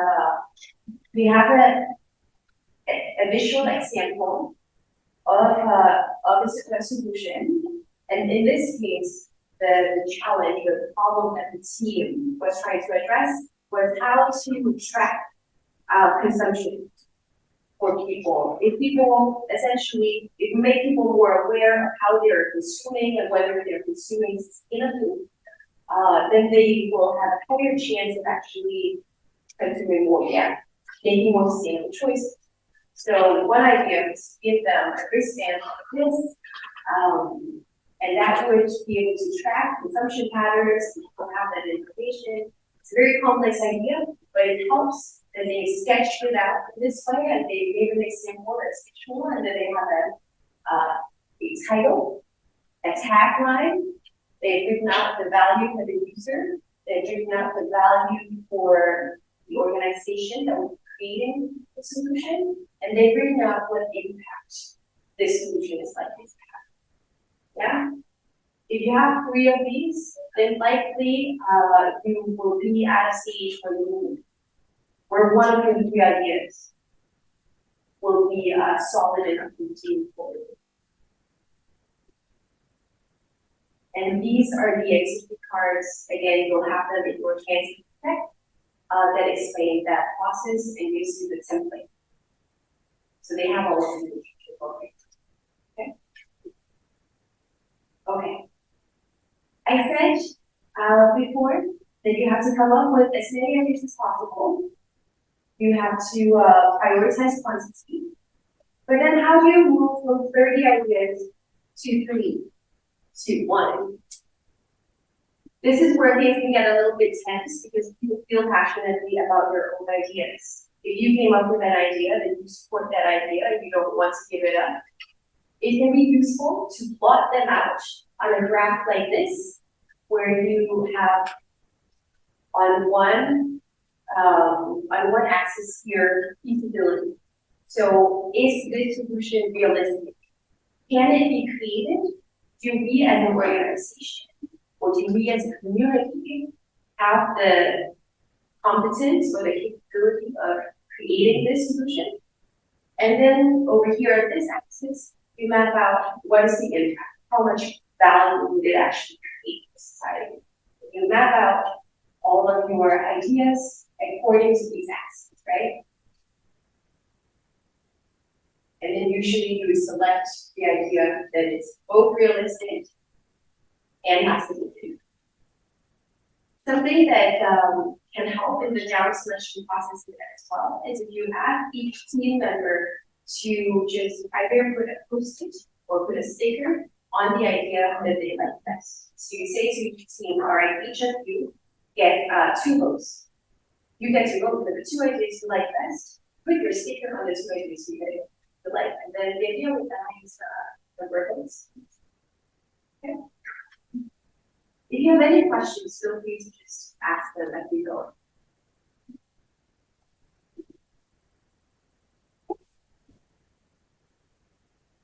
When you will capture data or Yes, this one I think will be available.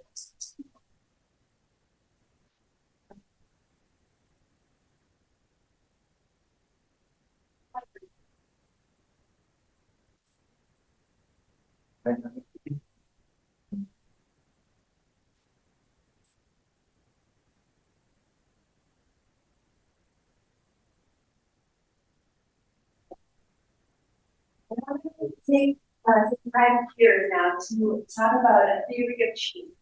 How many of you have worked with a theory of change before? No one. That's fine. A theory of change is something that on the surface sounds more complicated than it actually is. In reality, it's just a logic test. If you create this solution, will it address the problem that you came up with? Okay? Does A lead to B? That is essentially the question. And here is where you combine your solution with your original problem that you find in the space.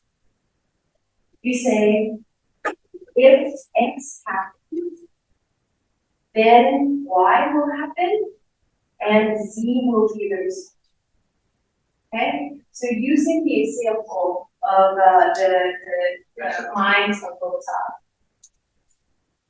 If lines are inserted, if traffic lines are inserted into congestion points in Bogota, then people will be directly confronted and shamed when they violate traffic rules.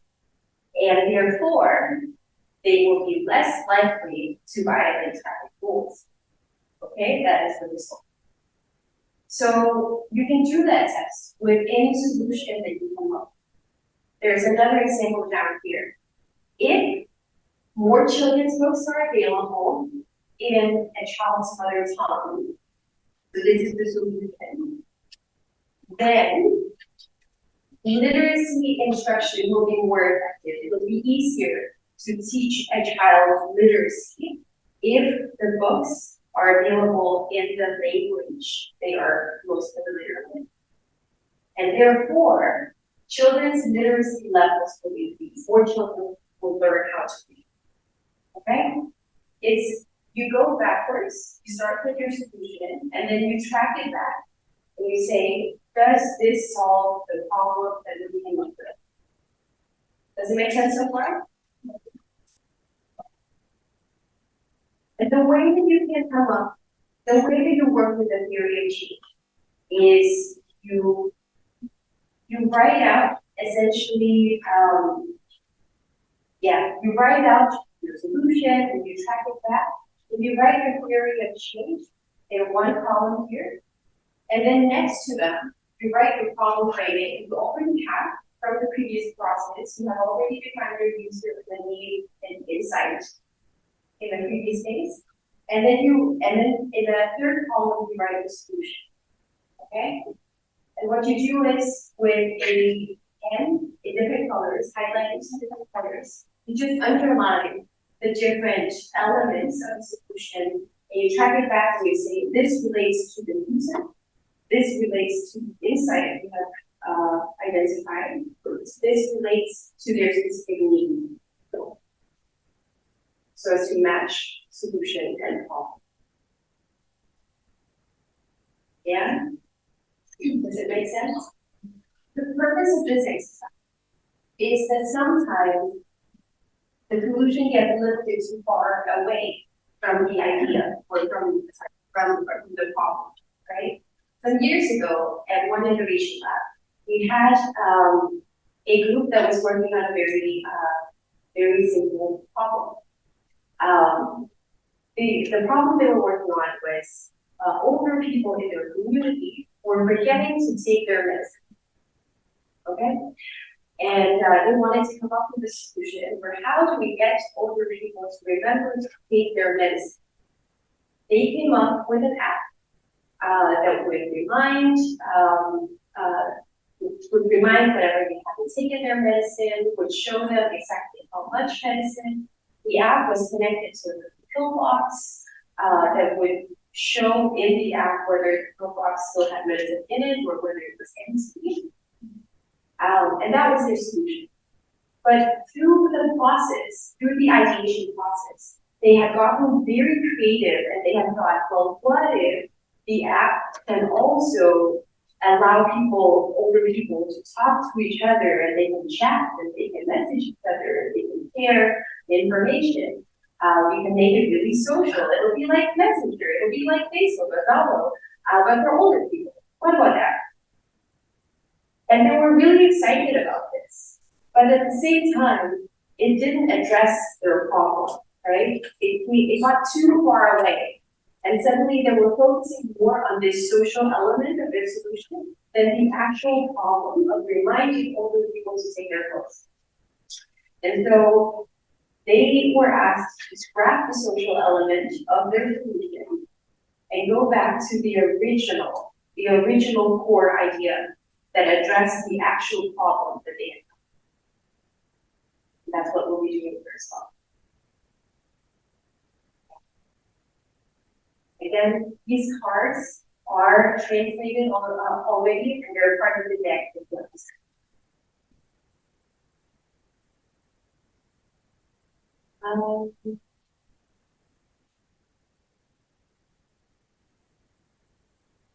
The final text or final exercise in the ideation phase, I often like to ask teams to pitch their idea in as simply as possible, and then ask both people in their teams, but also people out from outside of their teams, do you believe?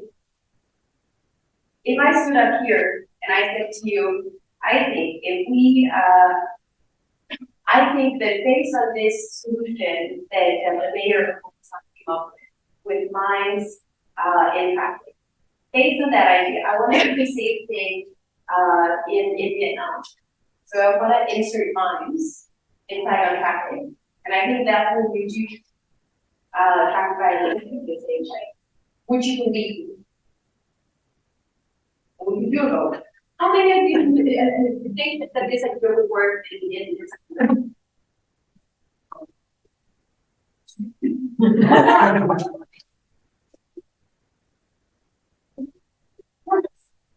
Relatively few of you believe this. Can I hear why?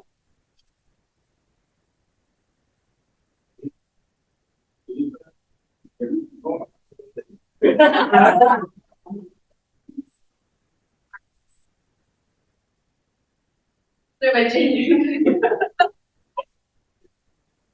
Well, I do not think. So you think? No, besides it really not your idea, so do I, because you have good training, because we very experienced our animals.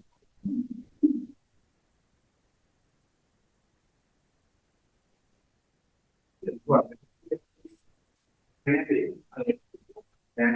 Maybe you Are people very and with their education from their primary school, you know, they learn from that. Not like high school, and still when you learn once they start. So, why you like just I leave you.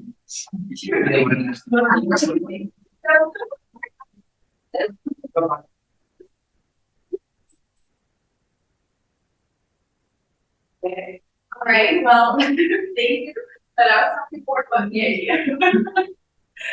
Yeah. It's like they start conversation. I think can actually sometimes they give us a signal or something that difference and give us the something that we can actually have the logic. You have the reason for us to like as a small to and how we can this. Okay. Well, I mean, I think it's showing that there are many different factors that go into whether someone is evil, right? I think this text, when we use it in the ideation phase, it's useful because it's a simple question. And sometimes the answer is difficult to explain. Sometimes a person will pitch an idea that seems logical, but in our gut, we can feel, I don't really believe this. I don't really think that this would work. And I admit, in my gut, I feel that if we inserted clowns or minds inside our traffic, I kind of don't think it would work. And I don't know why. But this is an opportunity for the teams to then discuss without prejudice and without having to explain to discuss, okay, what is the solution left? What can we fine tune? What can we change a little bit to make the solution better? Okay, but I always advise that at the end of the ideation phase, when we chosen our top 3 problems or top 3 solutions, then we ask them to pitch, and then we ask, do you believe that this is and okay. I wanna also remind you here, because in problem training phase, we talked a lot about the user, and we'll be doing that in the ideation phase as well. We go back to the user, we go back to the stakeholder, and we say, all right, let's map out the value proposition. So in this case, if you were to intertwine into traffic, the user would probably be the traffic authority. Maybe it's the Ministry of Transportation, or it's the city of that would be your user. You would be asking them to implement this, and you would have to explain what the value would be for them. So first you define who is the person that you are trying to convince, what is it that they need, what is it that they want, and how does the solution match their needs and their wants, okay? So they need something. This person that you are trying to suppress in the Ministry of they need a solution to traffic violations. That is their job. They want something that is cheap to implement, that will be effective, and that can be implemented within maybe 2 years. Because that's the scope of the budget. Once you understand this, it will be easier for you to then fine-tune the solution in a way that actually matches what your stakeholder needs. Sometimes there's more than one stakeholder. So sometimes, say if your solution was an app, then you would need to pitch it to the Ministry of Traffic, but you also would need to pitch it to the individual people in traffic who would need to download it and have it on their phone and their pocket. In that case, you need to do 2 approaches.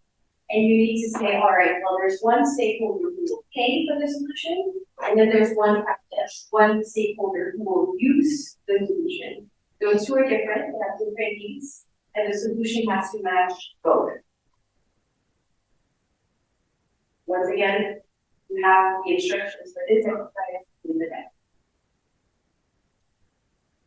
A final story I have is that in 1846, there was a dentist and a surgeon in Boston, Massachusetts, who worked together to come up with anesthesia, right?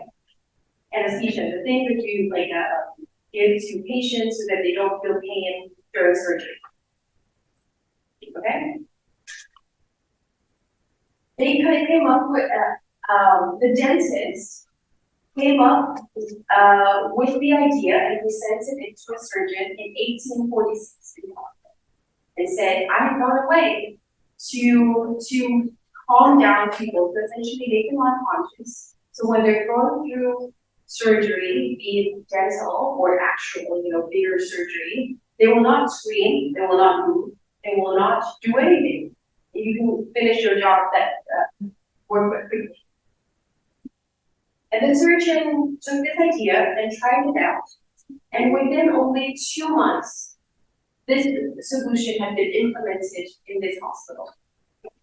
And within 4 months, the idea had spread through journals and newspapers. And within 6 months, it had been implemented in several different cities around the world, London and Paris and Berlin. Many different cities had implemented it. And within only 1 year, it had reached most big cities in the world. Even hospitals that could not afford anesthesia had heard about anesthesia and believed it to be a good idea. Yeah?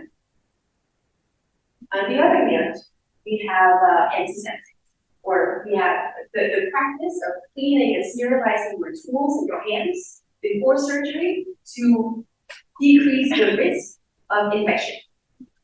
Yeah? That idea was written about by another group for the first time in 1867. So only about 20 years later. And years later, many hospitals still are unable to follow antiseptic practice, right? It took many years where doctors still refuse to wear a clean lab coat. Took many years before they washed their hands. Took many years before they started sterilizing their tools. Why do you think this is? Why do you think was it just 20 years later people were less innovative or didn't care? Why do you think it took more time to implement antiseptic practices than to introduce anesthesia?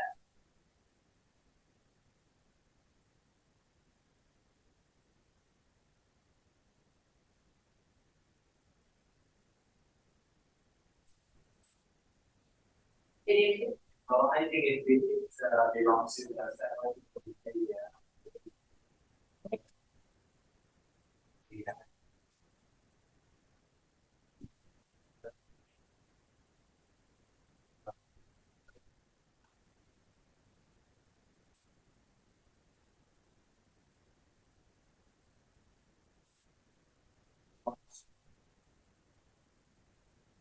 maybe that's what maybe such.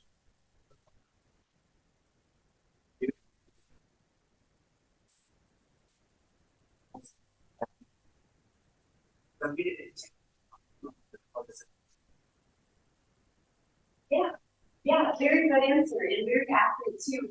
Because when we look at how the two iterations spread, it's clear that there were no big differences in terms of the economics, right? Anesthesia is really expensive. You have to get the chemicals, you have to administer it. Often you have to have a whole other person who's part of the surgery, whose job is to monitor that the patient gets enough anesthesia and not too much, because if you get too much, then that's also risky. So it's not that anesthesia is cheaper than antiseptics. It also isn't more or less complicated, right? But the difference between the two, and there are two main differences. The first one is that anesthesia has a very visible effect. Without anesthesia, you have a patient who is screaming, who is in pain and moving at the time. And then in the other situation where you have anesthesia, you have a patient who's lying down, not moving, and making the job repeat before the surgery. Yeah? So the effect is very visible. Everyone understands it. The second difference is that the value to doctors for antiseptics, this is exactly what you said, it was not that direct.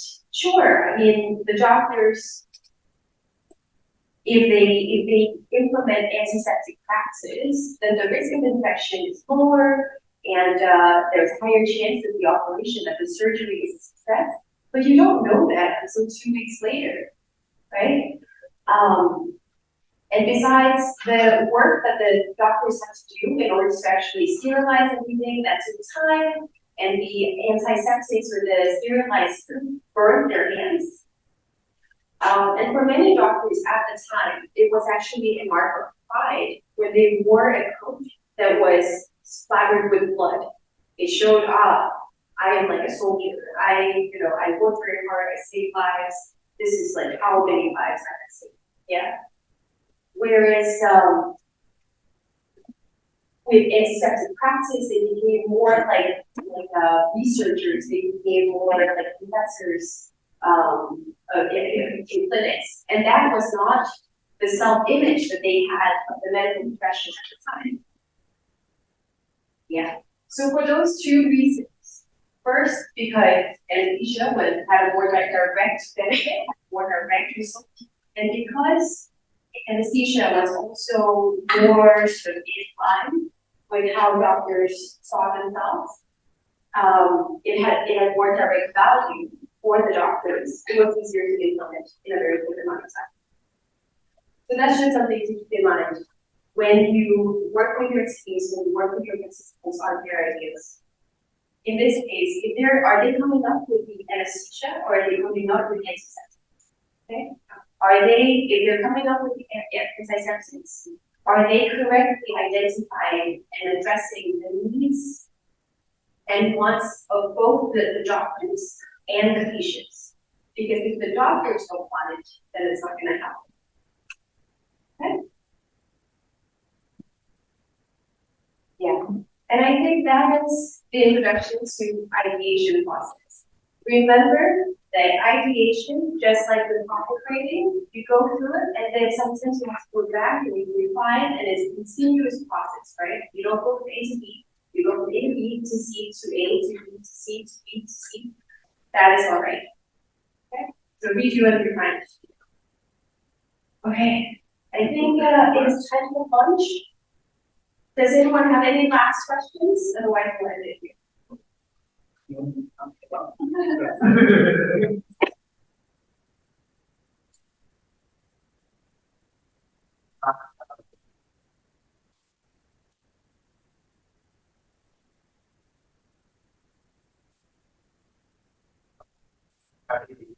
Put it back, policies. Ooh, good question. But it's not only involved in that, but also in this, but also a procedure that is really key to the table. Yeah, the way that it became implemented was there was a team of scientists, well, medical scientists in Germany, who actually traditionally they had seen themselves as researchers more so than soldiers or doctors, right? They were able to implement the practice. Their hospitals implemented rules that force all of their doctors to implement antiseptic practices. And they saw that their results essentially were much, much better. No one died from the infection, or very few people died from the infection. And once they achieved those results, they were able to take those results and go out and publish and convince other hospitals to do something safer. But it took so much more time, right? They had to prove it over and over again that if you do this, then fewer people will die of infection, and therefore you should also go to a hospital. But it took so much more time than general anesthesia. Anesthesia, you didn't have to do anything. The shoe is out. Are you in pain? You're not in pain. Any other questions? All right. Thank you so much for your attention.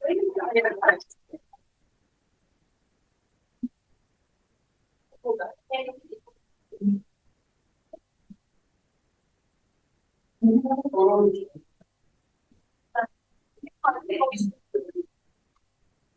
Ở đây côจะต้องlàm giới thiệu là chúng mình chiều các bạn ủng hộ rồi sớm có bạn trai được cái gì. Is it okay to take a group picture? Yeah. Yes. Absolutely. Finishing now.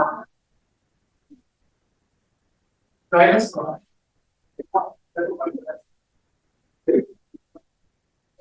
Mọi người lên tấm ảnh.